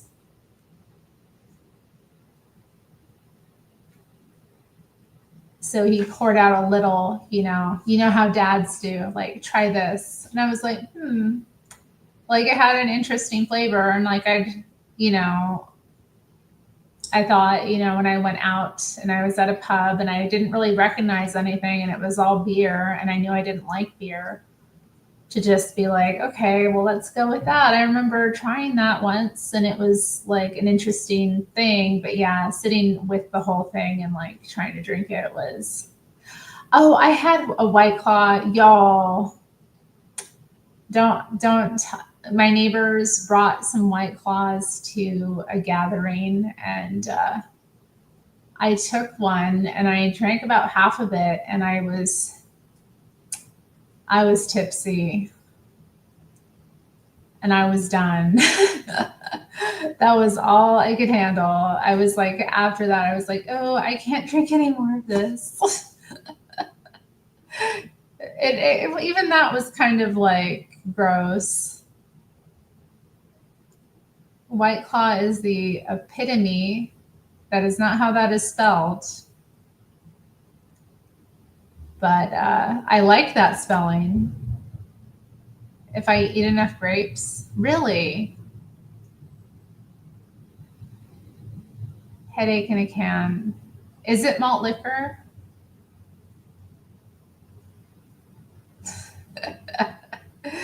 EPIT. Is it OME? Epitome? Yeah. Yes, I was right. Okay. Let's get back to the book. So he's talking about this guy that he wanted to hire to manage the casino.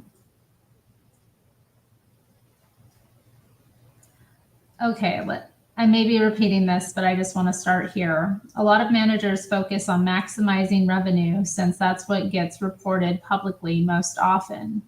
The smarter guys understand that while big revenues are great, The real issue is the spread between the revenues and costs, because that's your profit. No sooner had I hired Steve than we turned around and hired away a dozen of the best people who'd worked for him over the years, including Paul Pate, the #1 food and beverage man in Atlantic City. I have a very simple rule when it comes to management. Hire the best people from your competitors, pay them more than they were earning, and give them bonuses and incentives based on their performance. That's how you build a first-class operation. I like the sound of that.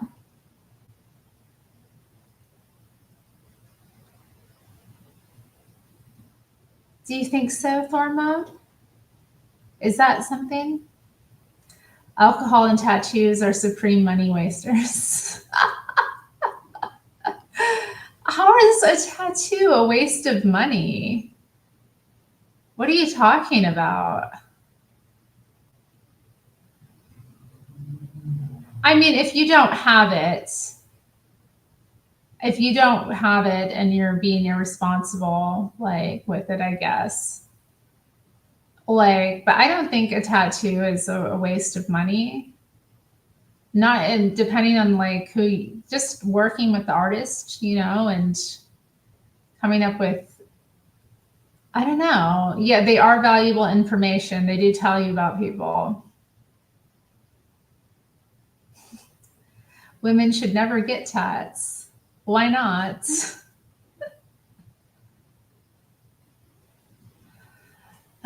Why should a woman not get tats?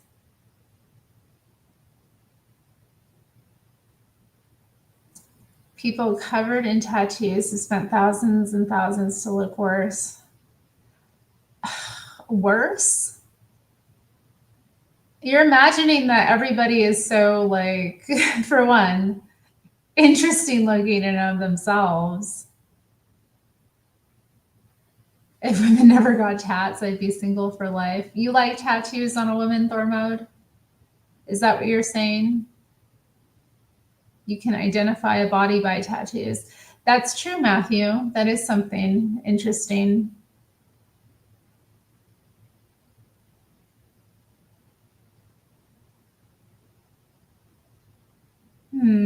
Golden Rule thinks nobody should ever get tattoos. Why not? Why God forbids tattoos? What do you mean God forbids tattoos? What are you talking about? Tattoos are very feminine. What are you talking about, Matt M? Tattoos are very feminine. The whole undertaking of getting a tattoo is a feminine act. You're putting literal, like, oh my God, what? They're not feminine? You're literally like drawing on yourself. Did you not draw on yourself as a little girl? Like, I don't know what you're talking about. Pagans had tattoos and Christians think pagans are the devil. But that's the old covenant that God established with Israel. But why did God make it a law?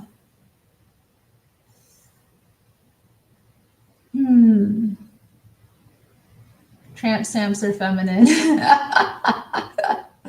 Tramp stamps. Matthew says he likes them a little on the trashy side.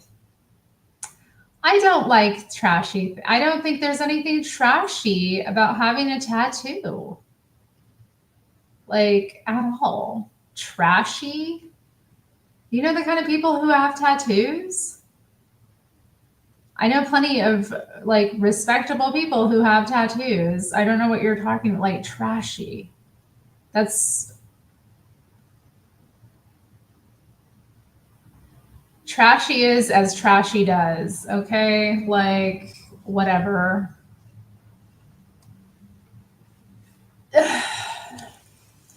Trashy for women. Oh, I see. I think there's absolutely nothing trashy about tattoos. No, indeed, Thor mode. Trashy people calling other people trashy. I know you are, but what am I?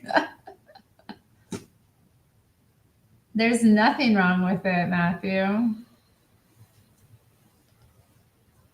I'm gonna get more, okay?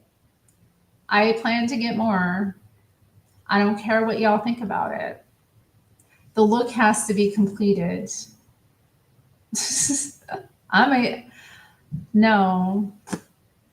I love my ink. I have beautiful ink. I have powerful things tattooed into me. Like, no way. I have some cool tattoos. Y'all, my little spider I was showing off earlier. Meta, wow. Gizmo thinks my ink is cool. That's right. That's right. There's a new parlor in my neighborhood. I am considering it, like, or maybe talking with an artist there, just seeing the artists that they have working there, their portfolios. I think it's a very respectable profession and art form for artists. I think it's a very powerful like thing to do. My tattoos are very meaningful to me. It's, people don't have to live in my body. I do. All right. So, like, whatever. You can judge me, but it's, this is my life to live how I want to live it and to do with what I've been given, what I think is best.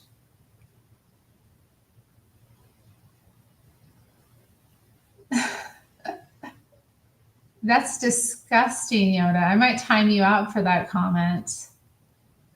How repulsive. Why put why put bumper stickers on a Lamborghini body? I don't have a Lamborghini body. I'll admit that. I don't have one of those. Do you have one of those?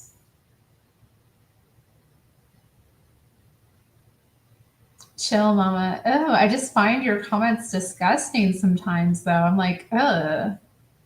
Referencing such obscene acts all the time. I'm like, ugh. Wrong forum. Oh, Jesus, Matthew, are you serious? Are you serious, Matthew? Is that true or did you make that up? That can't be real. Is that real? Did somebody do that?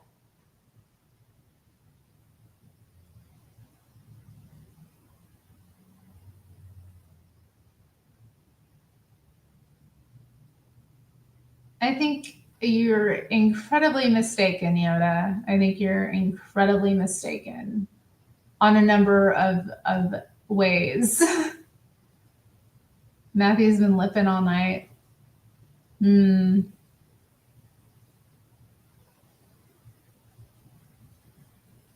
Are you serious, Thor mode? Is that real? I think men are just making things up, and I think they're just saying things about women to brag. Yeah, I don't know. I don't trust it.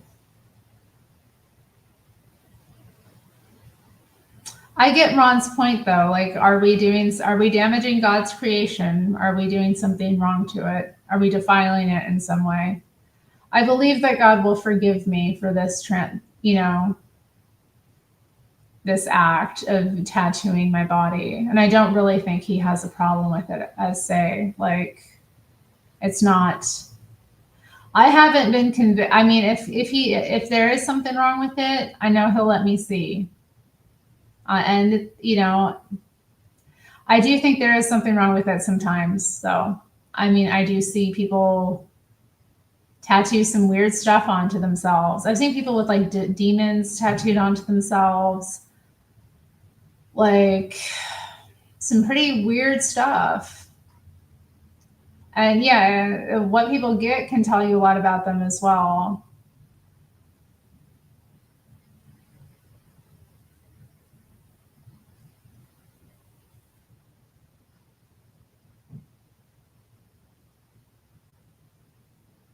She was proud of it. I mean, hey, if she's proud of it, I mean, you say she's a hottie, so she's probably, kind of flamboyant as a person in some way. So it is a very provocative tattoo. It's not one I would go for.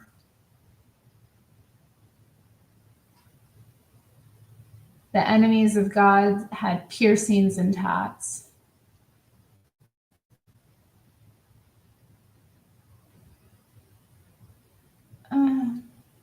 Not Buck Cherry, oh Lord. You think it's good that they're able to remove tattoos if people choose to? It seems like such an awful process, though, worse than being tattooed. Okay, well, Kat Von D is not really erasing them. She's just getting like full blackout. And I have to say, I love blackout tattoos. The blackout tattooing, I find it like really cool looking. Have you all seen this? Like, I love what Kat Von D is doing. I mean, she's been tattooed a lot. I loved her tattoos as well, but like the fact that she's, getting it all kind of covered, and just having the black, I think it's really beautiful, honestly.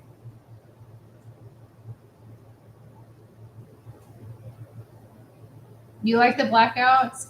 Like, I don't know. I don't know that I could undertake something like that myself, but I love the way it looks. I love the way it looks. You see RFK Jr.'s body? What about it, Ron?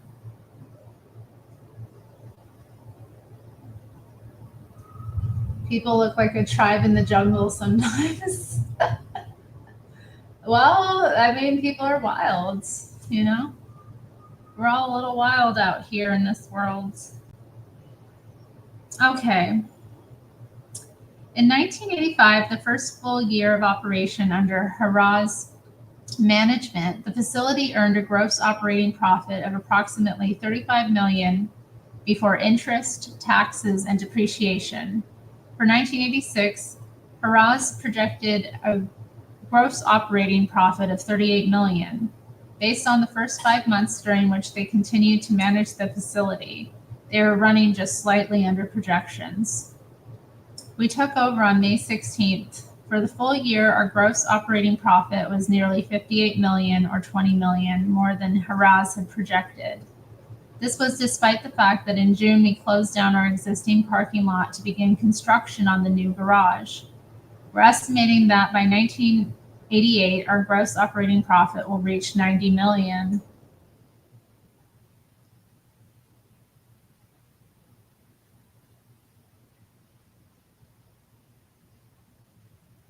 No, she is not. I can't believe you said that. The Nazi slur and then the WH slur about Kat Von D. Haven't you ever had anybody cancel you for some stuff that was nonsense before? Like, really? Or are you like honestly under the impression that she's some kind of like white supremacist or Nazi? And like, there are people in the chat here that are like probably said worse things than her.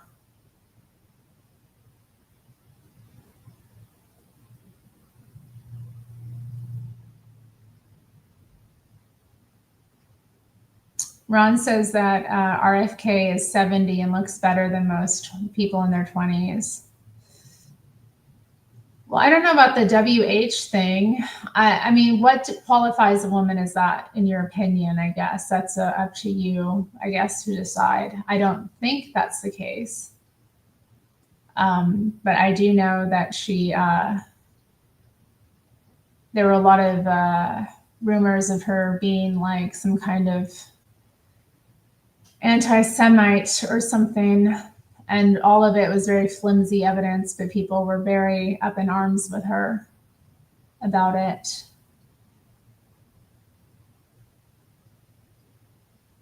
Cavorting with married men. Well, that wouldn't make her necessarily a H or a WH slur.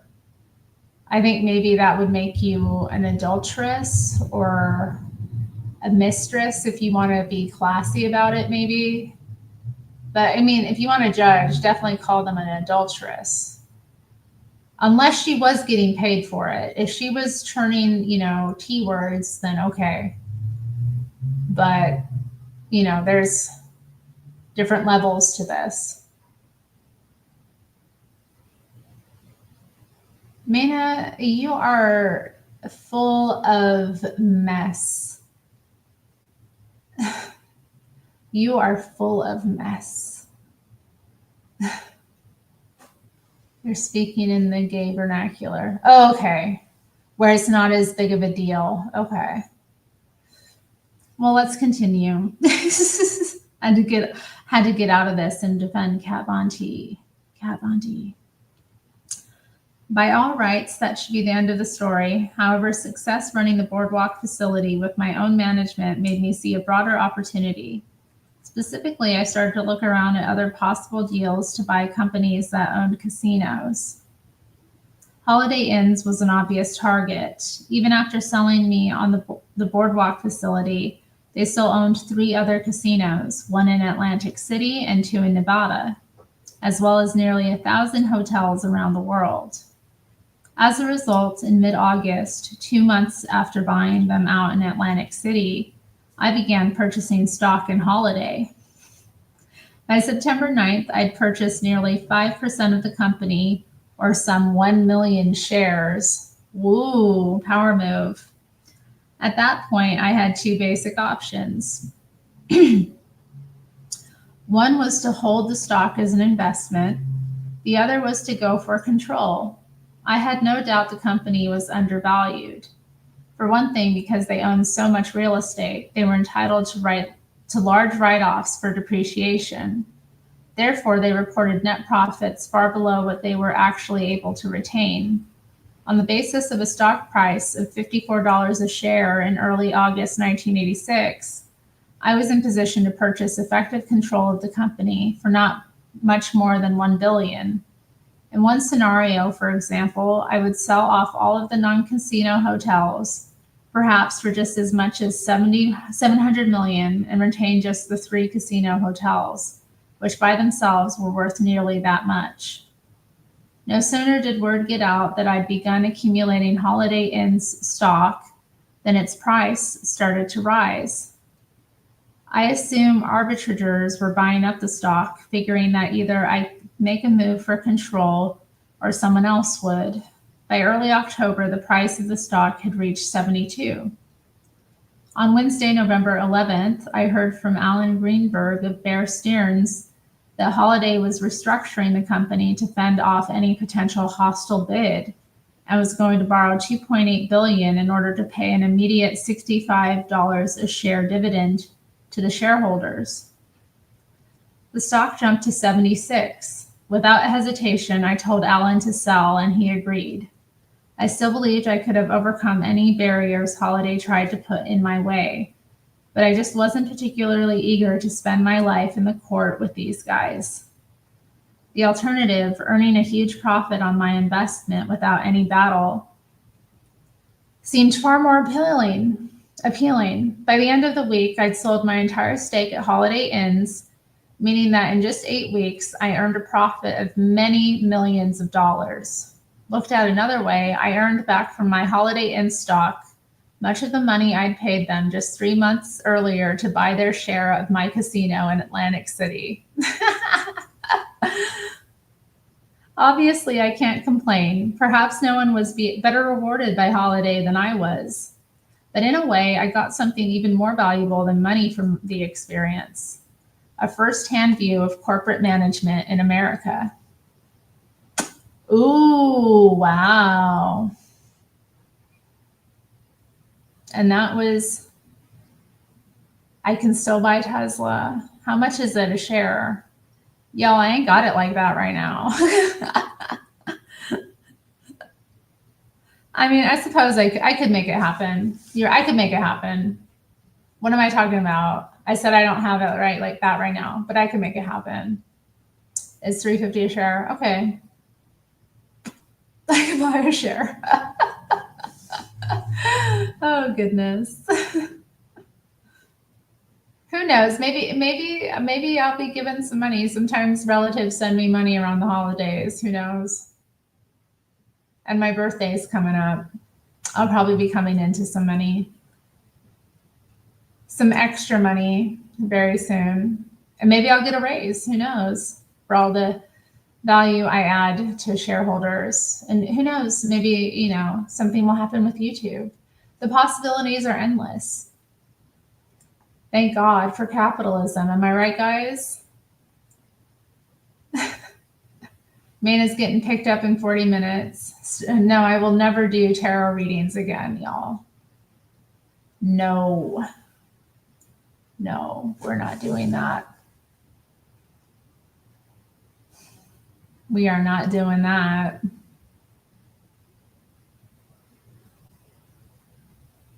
You're right, Tesla. You're right about Tesla, Stacy. Oh yes, Thor mode. I was all up in that nonsense. Yeah. Well, shall we continue? I would have loved this stream a lot more. Oh God. No.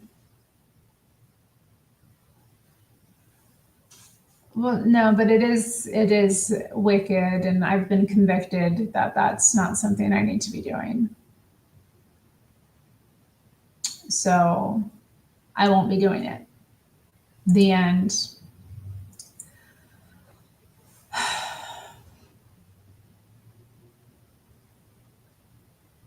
All information is good information. No, it isn't.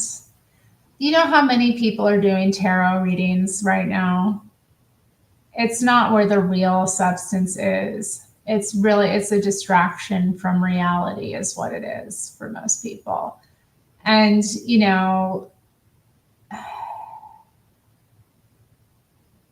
it's forbidden it's just been forbidden to me. So I'm done. Yeah. Don't cut off my avenues of information.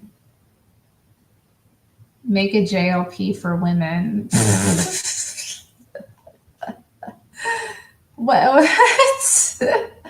For women?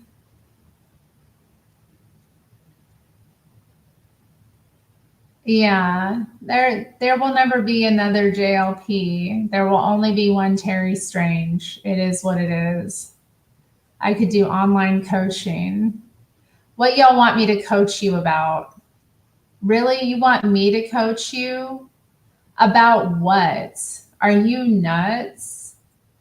Like, I don't feel I'm in a position to be coaching. I guess I could coach a little.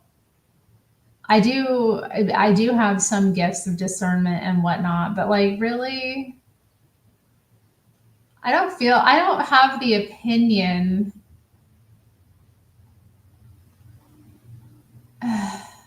Yeah, I don't know. I just don't, I don't, online coaching is so strange. I mean, if somebody really comes to me and wants me to do something specific for them, like, or help them in some specific way.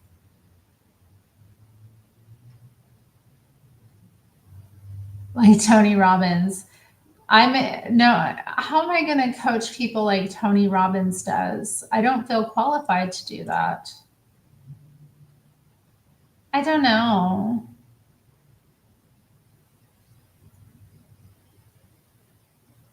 The past does not equal the future. No, it doesn't, Ron. But I just, I feel like I'm not interested in doing that. I feel like, I have my streams of income and I just need to work on them, and trust that, money will come to me when I do the things I need to do. Like, that's true, Stacy.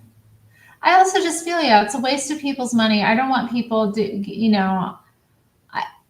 I don't, I don't sell myself short. I know there's plenty of things, but like I also wonder about when people come to me like that, what they want.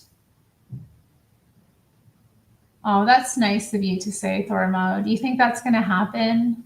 Isn't that lovely? A lovely idea. You do you, Negro. That you're right about that, Yoda. That's all I can do is just be me. Let me be me. I'm gonna do. Everything will be fine. It'll get figured out.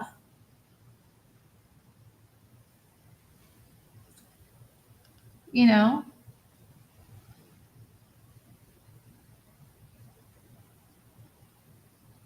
I'm doing fine. God is providing for me. You know, I'm good. One thing Terry doesn't lack is ego. Hmm. Intermittent coaching as a success story. Intermittent coaching as a success story. What does that mean? 5-page analysis of what makes me tick. Intermittent fasting coaching. I don't know. How do you coach someone about that exactly? I mean, I don't know. You just have to experiment and figure it out. But I guess, if somebody wanted like me to be an encouragement to them in that regard and talk to them about it and help them come up with ideas for how they can do that effectively, then yeah.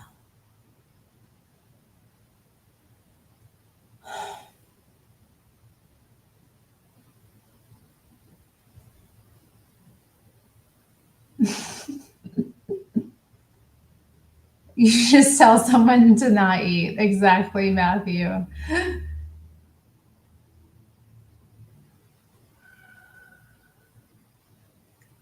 She could show before and after photos, and hundreds would want her consultations.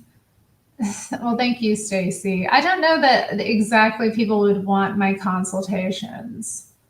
Like, I wasn't much, there were aspects of my physicality before that were more, I guess,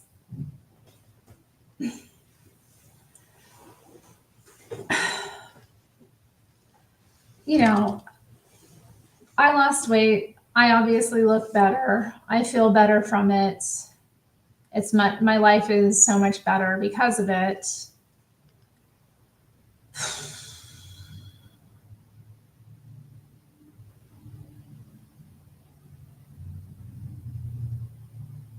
I don't like the way you all are talking about hake in my chat.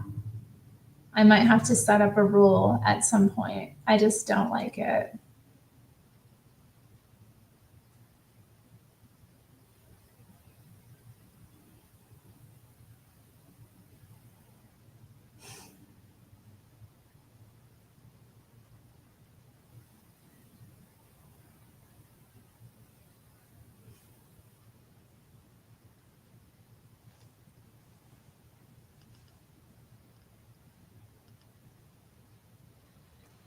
Right. Well, wasn't that what I was doing before? Just being like, trying to provide some direction to women who are directionless?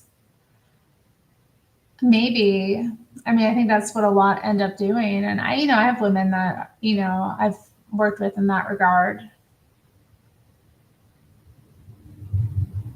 Hmm.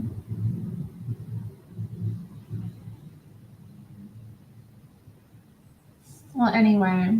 Okay, I'm glad people are showing love, but I get and I read it and I'm like, ugh, do I want to continue? I've been going a while and I've gotten through the chapter. I don't know.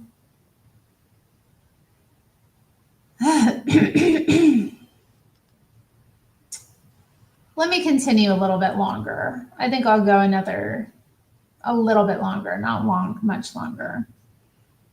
Okay, so this is chapter 9, Windfall, the Battle for Hilton. In my wildest fantasy, it never occurred to me that I would someday purchase the huge casino hotel that the Hilton Hotels Corporation began building in Atlantic City in 1984.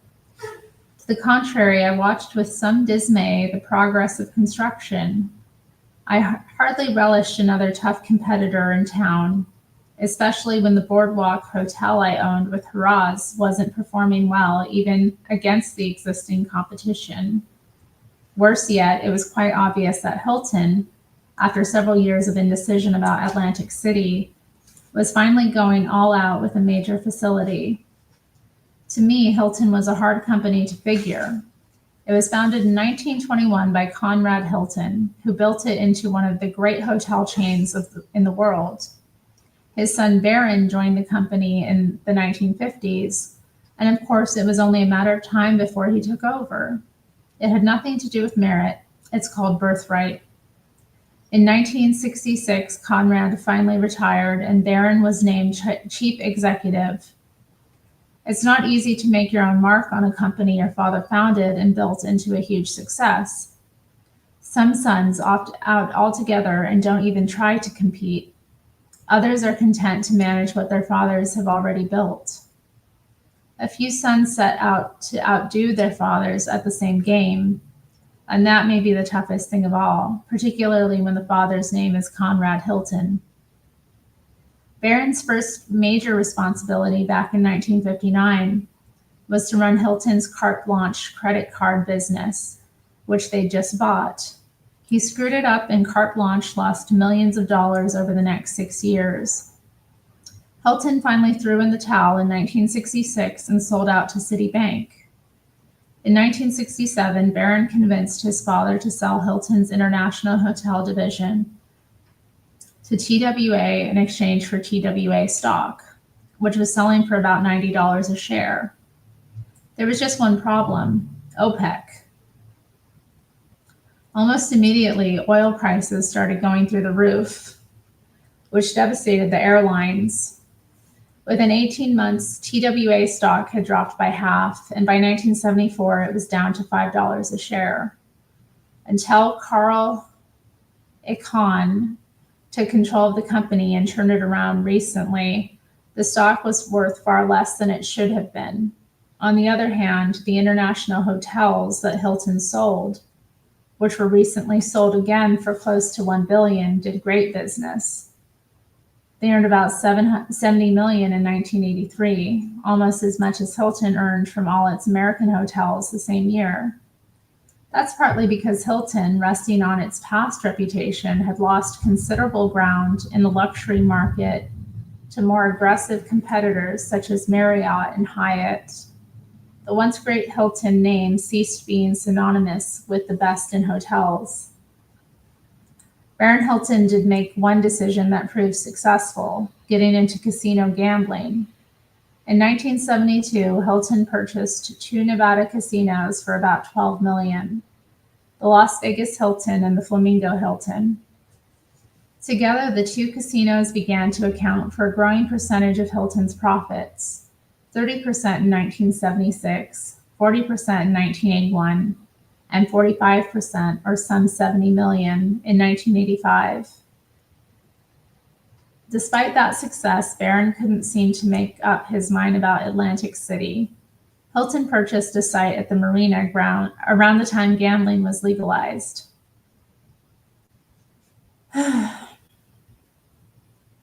Began moving forward, stopped suddenly, and then started again half-heartedly. By the time Hilton finally committed to construction in 1984, most of its major Nevada competitors, including Bali, Caesars, Haraz, Sands, and the Golden Nugget,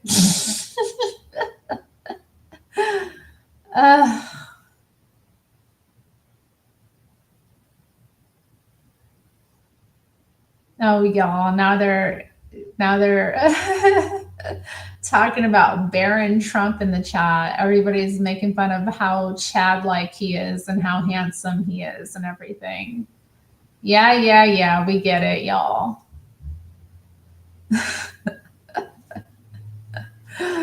Oh, goodness. Okay. Already had their facilities up, operating and earning huge profits in Atlantic City. I have to say this much for Hilton: having finally made the commitment, it left no doubt it was going all out. With an 8-acre site, one of the biggest in town, Hilton was determined to build on a grand scale a huge, majestic entrance, ceilings 30 feet high, a 3,000 car self park garage. Hilton described the project in its annual report as the largest undertaking in our history. With a casino of some 60,000 square feet and a 615-room hotel above it, the facility was comparable in size to Harrah's at Trump Plaza, which at the time was one of the largest in town. The difference was that Hilton's master plan included a second phase expansion to some 100,000 feet of casino space and more than 2,000 guest rooms. Hungry to start recouping its investment as soon as possible, Hilton began construction at the same time it filed for a gaming license. As I explained earlier, the risk of getting turned down for a license midway through construction was the reason I'd gone after licensing first. But everyone else had done it Hilton's way, and I could understand Hilton's confidence about licensing. He has a tail. Skype popped up with more like news. Did you hear that awful moist sound again? Ugh. I closed Skype. It was open on my computer and I saw I had an alert and I was like, did someone message me or call me? Because like, who uses Skype anymore? Am I right? Do you all use Skype? I don't use Skype. I've used Skype in the past, like way in the past. And I would use it again if it came down to it, but I don't know. It wasn't me, it was my alert on my computer from Skype. But it's annoying. It's like popping up with news stories. Like, I don't want to get my news from Skype. I don't want to get my news, period. I want to get as little news as possible. You know what I mean? I get enough as it is.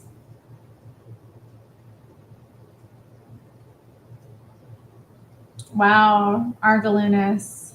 That's deep.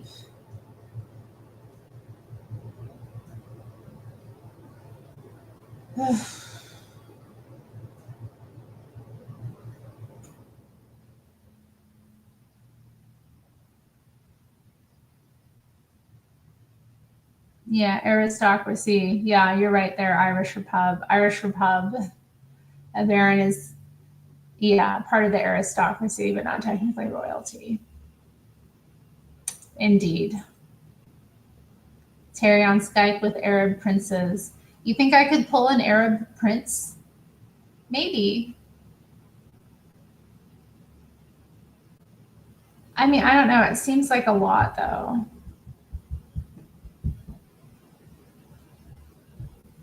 It's a lot to undertake. I mean, it would be like a whole new lifestyle.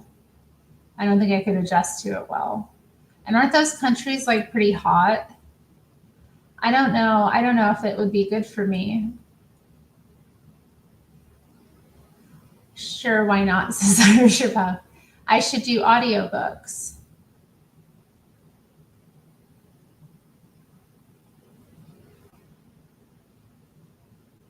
When you were younger with this aura you have right now. I know they aren't Christian. Pull a Korean billionaire. A Korean billionaire. That's not a bad idea. But a billionaire, a billionaire. Am I qualified to be the wife of a billionaire? I don't know. It seems like a lot. Like when it would be a lot of responsibility to take on. You're right about that, Matthew. That's not a bad idea. Mina, that is nasty. Nasty, Mina. Ugh. This is silly. We're being silly. We get sup, queen. A little bit, Matthew. I guess a little bit. Full Jew. We're just talking about different ethnicities of people, I guess, that, it means to, I guess,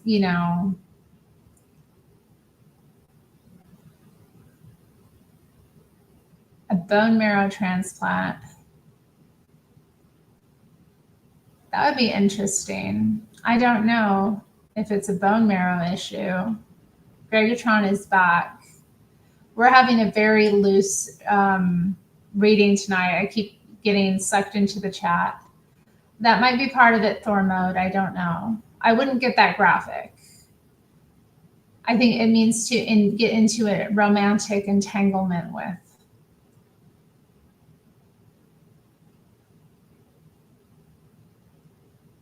Well, Stacy, that would be a problem for me.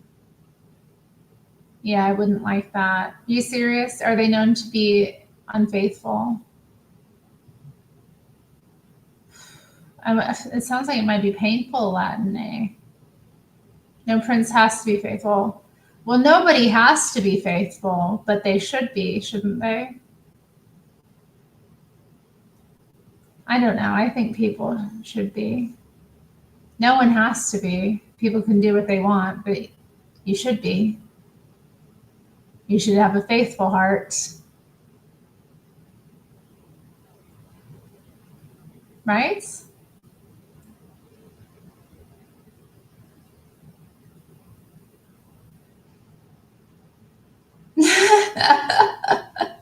Calvin is now shipping me and Gregatron. His new nickname for me is Pregatron, because he believes that, there will be some kind of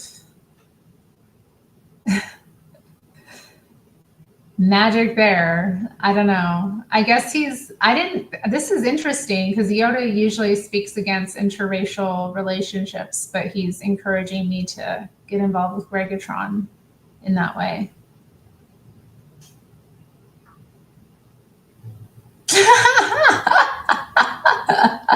Yoda, I hate you.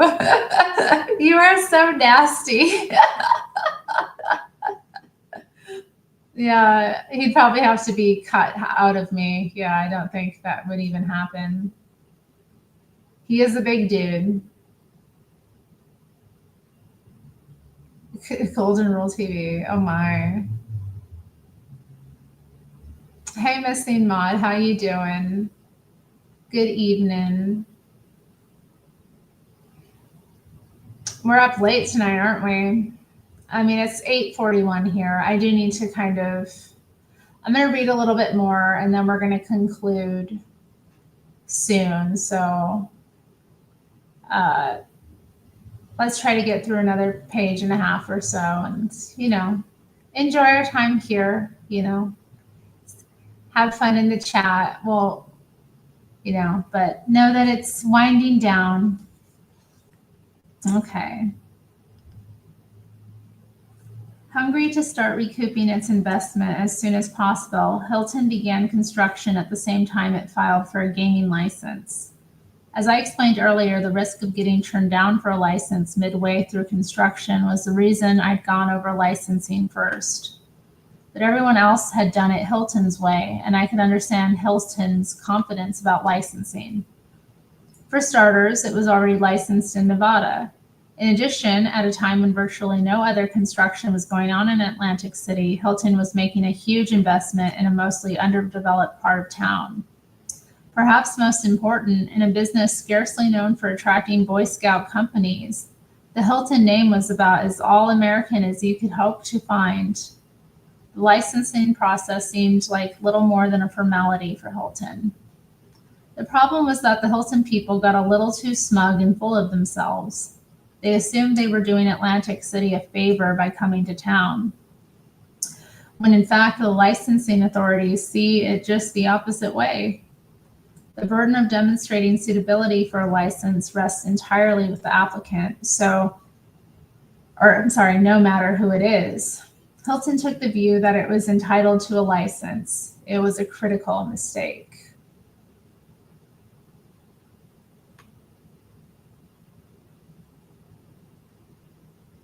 Yeah, rain keeps me up sometimes. People find it very soothing, I think, but I find it, it can get so loud. I mean, it gets loud in my place too because I have the balcony, the rain hits it and it's so loud. Like, and so when it rains hard, it's just like hitting that metal and it's making just this like banging noise.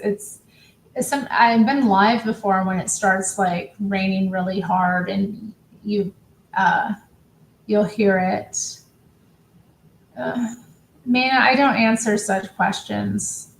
Like you first.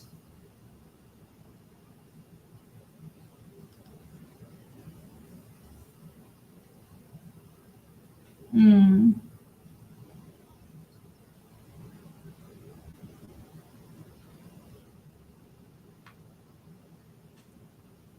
I began to hear rumblings that Hilton was in trouble early in 1985. Atlantic City is a very political town, and everyone who does business there knows that. Hilton, trying to be smart, hired a very political lawyer. On the face of it, that seemed like a savvy move. However, according to people I knew who were familiar with the Hilton licensing hearings, it may have backfired. The second mistake Hilton made was ignoring the experience of previous applicants. Playboy, for example, had been turned down for a license 3 years before. The reason, at least in part, was its past associations with a lawyer named Sidney Korshak, who supposedly had a history of organized crime connections. For 10 years, he'd also been on retainer to Hilton at $50,000 a year to help negotiate labor disputes. I have no idea whether Korshak is a good guy or a bad guy, but the only issue that matters is pleasing the commissioners. They'd made it very clear that they didn't like Korshak. Instead of quietly severing the tie, Hilton kept Korshak on his retainer right up until the Division of Gaming Enforcement raised specific objections to him in mid 1984.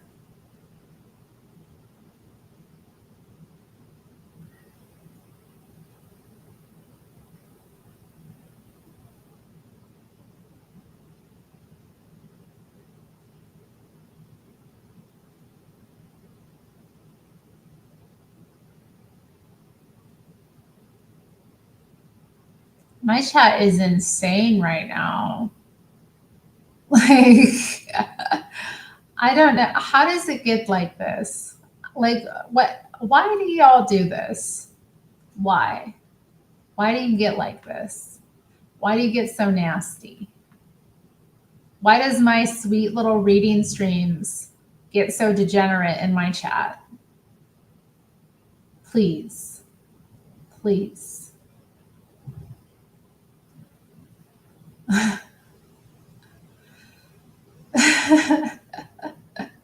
I get scumbags from me from JLP.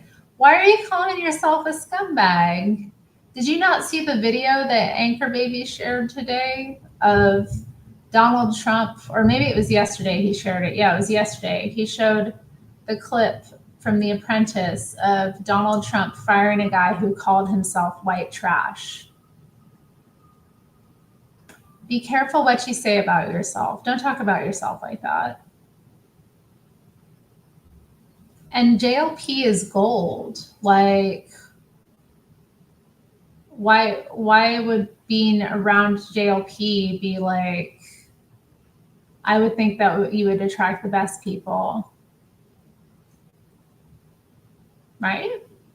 Because JLP is the best. Or is he not?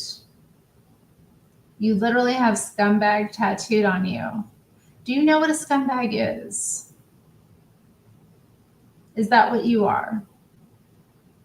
Why do you identify that way? Nobody's like JLP. Ain't nobody in the world like JLP. Ain't nobody. eh. And maybe no, you know what? There are people like him, but in different ways. We're all like each other in different ways, aren't we? Bruce Lee said to always talk positive about yourself. Yeah, like, be humble, admit what you don't know, admit what's wrong with, admit not what's wrong with you, but like, admit that you know your limits, be humble, don't overplay your hand, but also, say nice things about yourself. Compliment what is to be complimented about yourself. Recognize yourself, see yourself.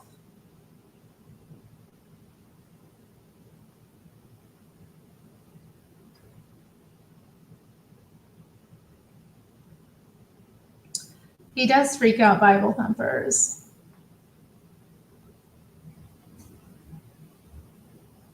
I tell people to stop it and they stop. That's real therapy. Oh my.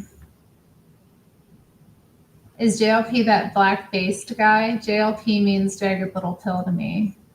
Oh my, jagged little pill. What a fun album, huh?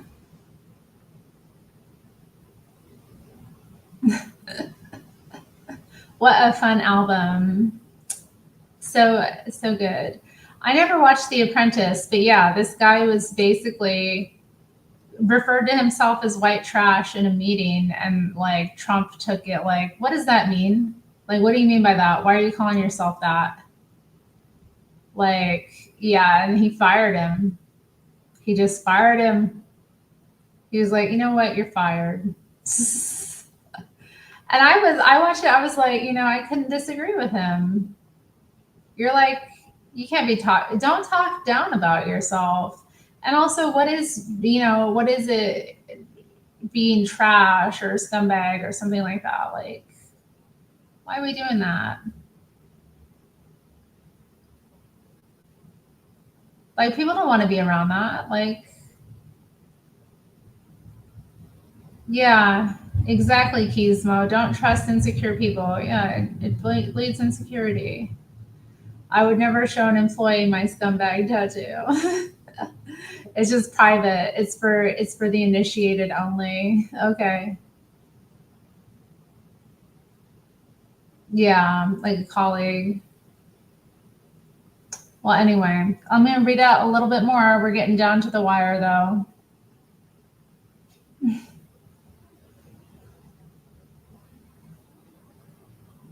You eat out of trash cans. Does that mean that you're trash?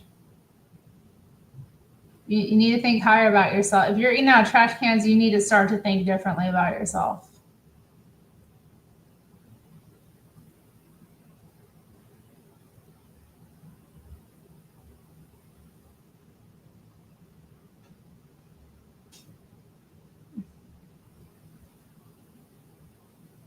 Oh man, we're getting into it. Oh man, we're getting into it about Alanis Morissette in the chat. Loud, loud, loud, loud. But yeah, JLP is the black based guy, and yeah, I met a lot of these people from his show, and thanks for being there. Oh no, the tradies are arriving. The tradies, what are tradies?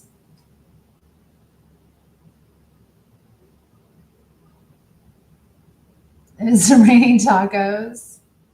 It's been raining today. It broke for a little bit, but I did get caught in it. And you know what? When I went out today, the leaves have like dumped. There were big, massive piles of leaves everywhere, just tons of leaves. I couldn't believe the leaf dump that had been just in the past 2 days. Been 2 days since I like went out to the nearby park area with all the trees. Oh, the tradesmen. The tradies are the tradesmen. Okay. They're finished work and they're going to have a beer before they go home, or several. I like when leaves are down. It's beautiful. Yoda wants me to read your comment for the love of Jesse. Okay, let me see.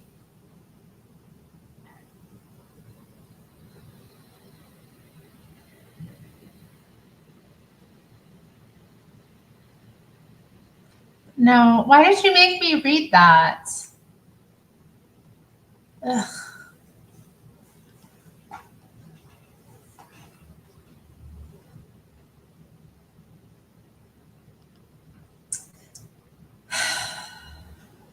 why?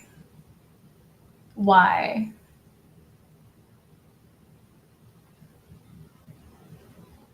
Why?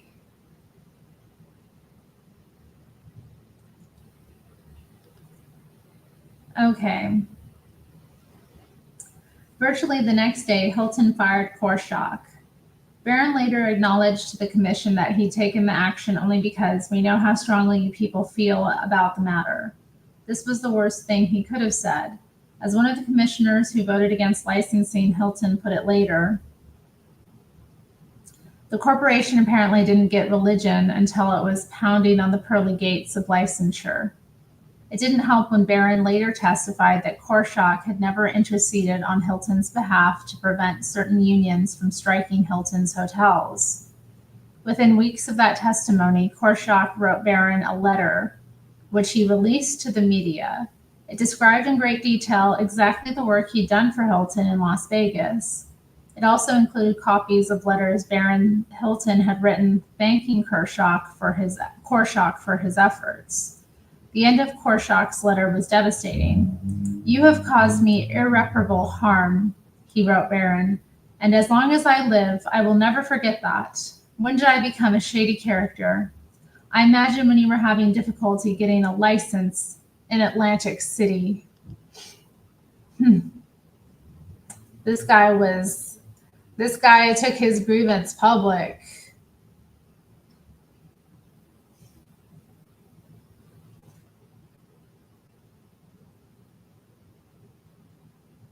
Yeah, shout out to Court Green. I'll read that. Shout out to Court Green. A real one. Shout out to Court Green. We'll put that up. We will put that one up. Okay.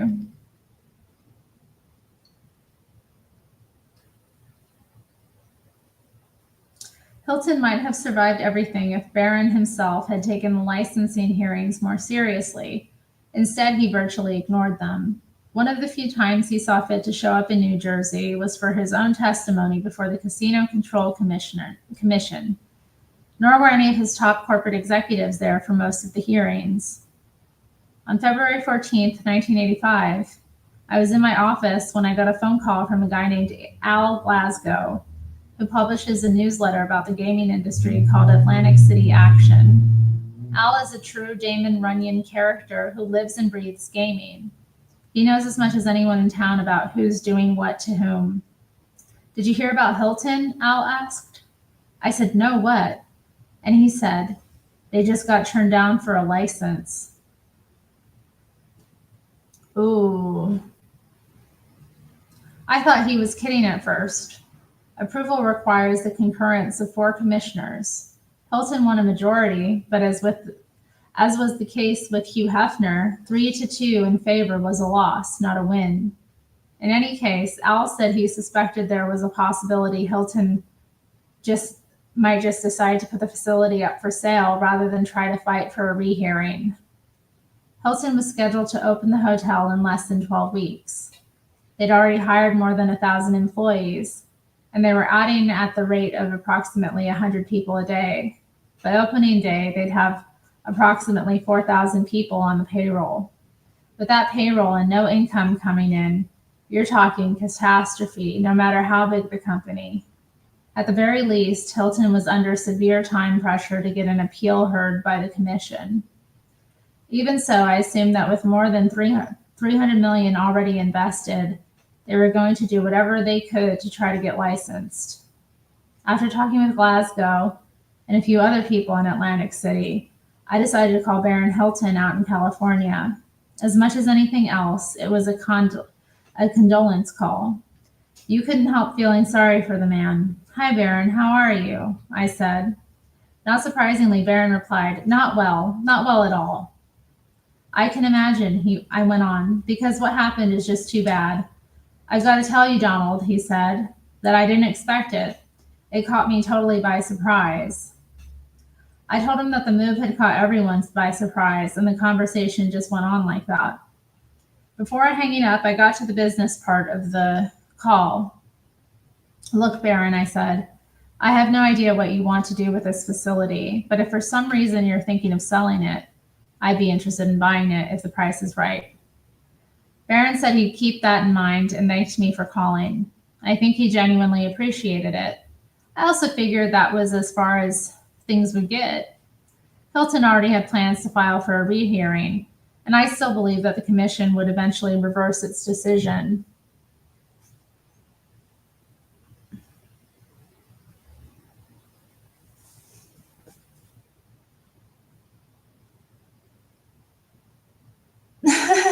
Stacy. Oh.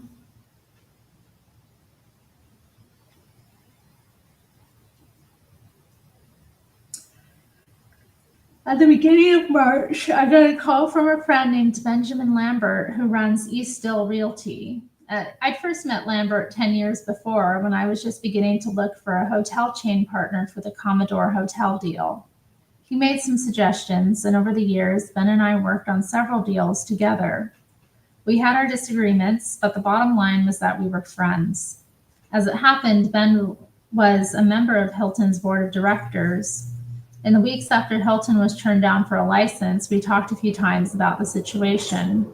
Ben believed Hilton ought to seriously consider selling. On this occasion, Ben was calling to invite me to a party he was holding for the Hilton board at his townhouse prior to their annual meeting that week in New York. As he put it, it's not an inopportune time for you and Baron to meet about current events. The board, it turned out, was deeply split about how to handle the Atlantic City situation. The Casino Control Commission had just agreed to the rehearing Hilton had requested on licensing. Nonetheless, several board members, including Ben, believed that it made more sense to sell the facility immediately if the right buyer could be found. Their argument was that if the commission didn't reverse itself and grant Hilton a license, the consequences could truly be disastrous for the company. By that point, a couple of months down the line, they'd be carrying several thousand employees. Worse, by selling the hotel under pressure, they might get a bad price. Pile Terri. Terri rocks. Are you piling me? Thanks, guys. Thanks, chat. That's nice. Terry's probably so cool when she was a witch. I know, I was evil. I was effing evil. If you find that cool, then you are mistaken. I'm cool now. Like, I have cooled down considerably. I am like, witches are not evil. You know what? Like, what makes someone a witch? If you're practicing witchcraft, I'm sorry, that's evil. It is. If you think there's some sort of essence to a person that makes them a witch, then that's not evil, if that's what you're talking about. But I mean, that's a very, like, I don't know. According to Christians only. But I know, I saw he bought tarot cards. He was like, will you teach me to read them? And then he told me that I was regressing in my spiritual journey and that I was just on the brink of becoming like some kind of magus or something. Like, I agree, Calvin, I agree. He is delving into mess. Well, I did watch it on repeat. I saw that. And yeah, he was saying that while he's like playing with these cards. And I'm like, you're literally playing with like some cardboard images and you're lecturing me about like how I'm somehow spiritually like, I don't know. I mean, it's mess. It's mess. It's not anything. It's not the stuff. All right. It's not the stuff. The thing about divination practices that's so evil is that people become addicted to them because they don't, they get a rush from doing them, which, gives them a thrill and excites them and makes them feel alive and like they're learning and experiencing something. But that thrill is very short lived and people have to keep going back to it like a drug. You know what I mean? It's no different. And I think it's not something to involve oneself in. No, no, no, no, no, no, no. No, no, no, no, no. No. Yeah, I believed in God and was a witch. Yeah, I believed in God when I was a witch, but I was not doing what I think God has called me to do. I think I was definitely in disobedience to God at that time, and I don't want to do those practices any longer. I have no feeling for them. They literally, like, my heart has been changed to them. Something which excited me now is like disgusting to me. It's abhorrent. The idea of like sitting down and like playing with them, it's so empty.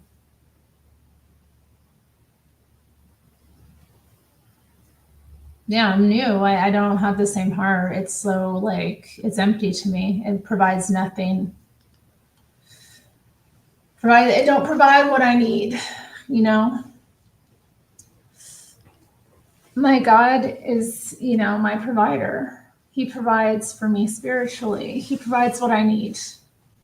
Nothing else will do. Nothing else will do.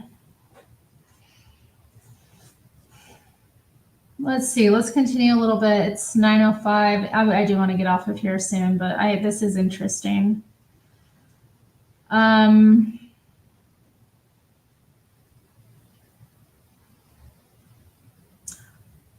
Okay. So yeah, he's with his friend Ben, who's on the board of directors. Okay, let's see. On this occasion, Ben was calling to invite me to a party he was holding for a Hilton board at his townhouse prior to their annual meeting that week in New York. As he put it, it's not an inopportune time for you and Barron to meet about current events. The board, as it turned out, was deeply split about how to handle the Atlantic City situation. The Casino Control Commission had just agreed to the rehearing Hilton had requested on licensing. Nonetheless, several board members, including Ben, believed that it made more sense to sell the facility immediately if the right buyer could be found. Their argument was that if the commission didn't reverse itself and grant Hilton a license, the consequences could be truly disastrous for the company. By that point, a couple of months down the line, they'd be carrying several thousand employees. Worse, by selling the hotel under pressure, they might get a bad price. Right,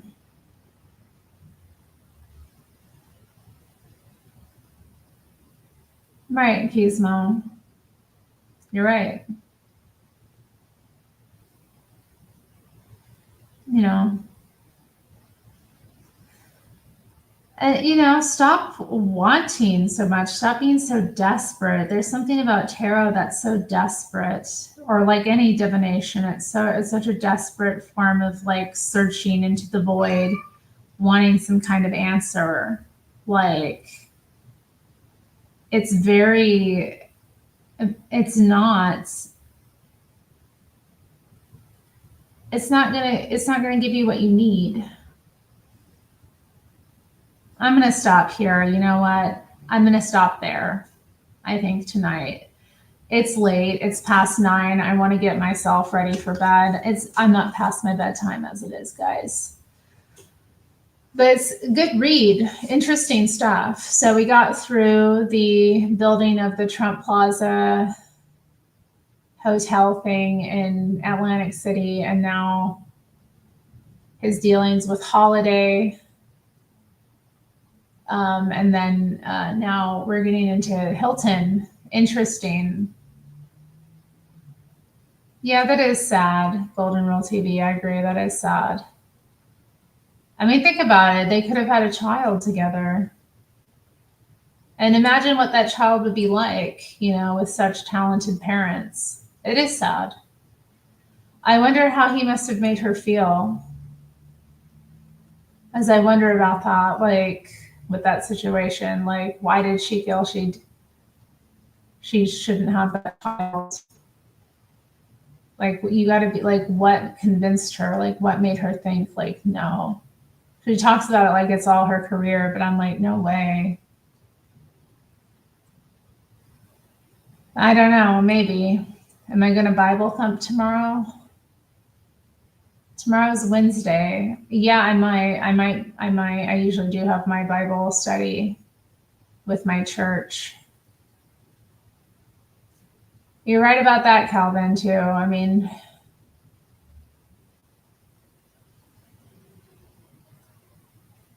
Art of the Deal is a business Bible. It is. I'm glad we're reading it. It's full of interesting information. I'm definitely getting something out of it. Yeah. Rip Christine McVie. Yeah. I always preferred her voice to Stevie Nicks's. Yeah. Just to be honest, like the songs that she leads in Fleetwood Mac, I always kind of like those ones more. I also feel like maybe her voice is more like mine because I have that kind of like sing song voice. You know,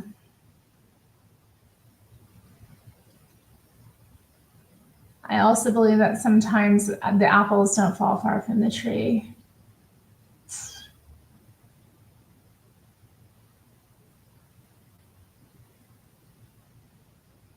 Hmm.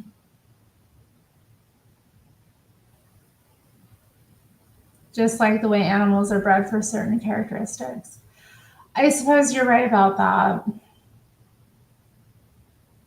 I mean, I do think about that sometimes, who our parents are, such interesting, and how we're created from them and how the things come together.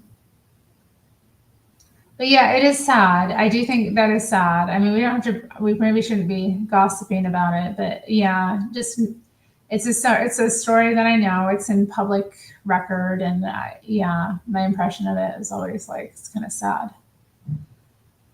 I mean, you think of these other like people who've gotten together and had kids and how wonderful their children seem to be, and it's sad they don't have that legacy.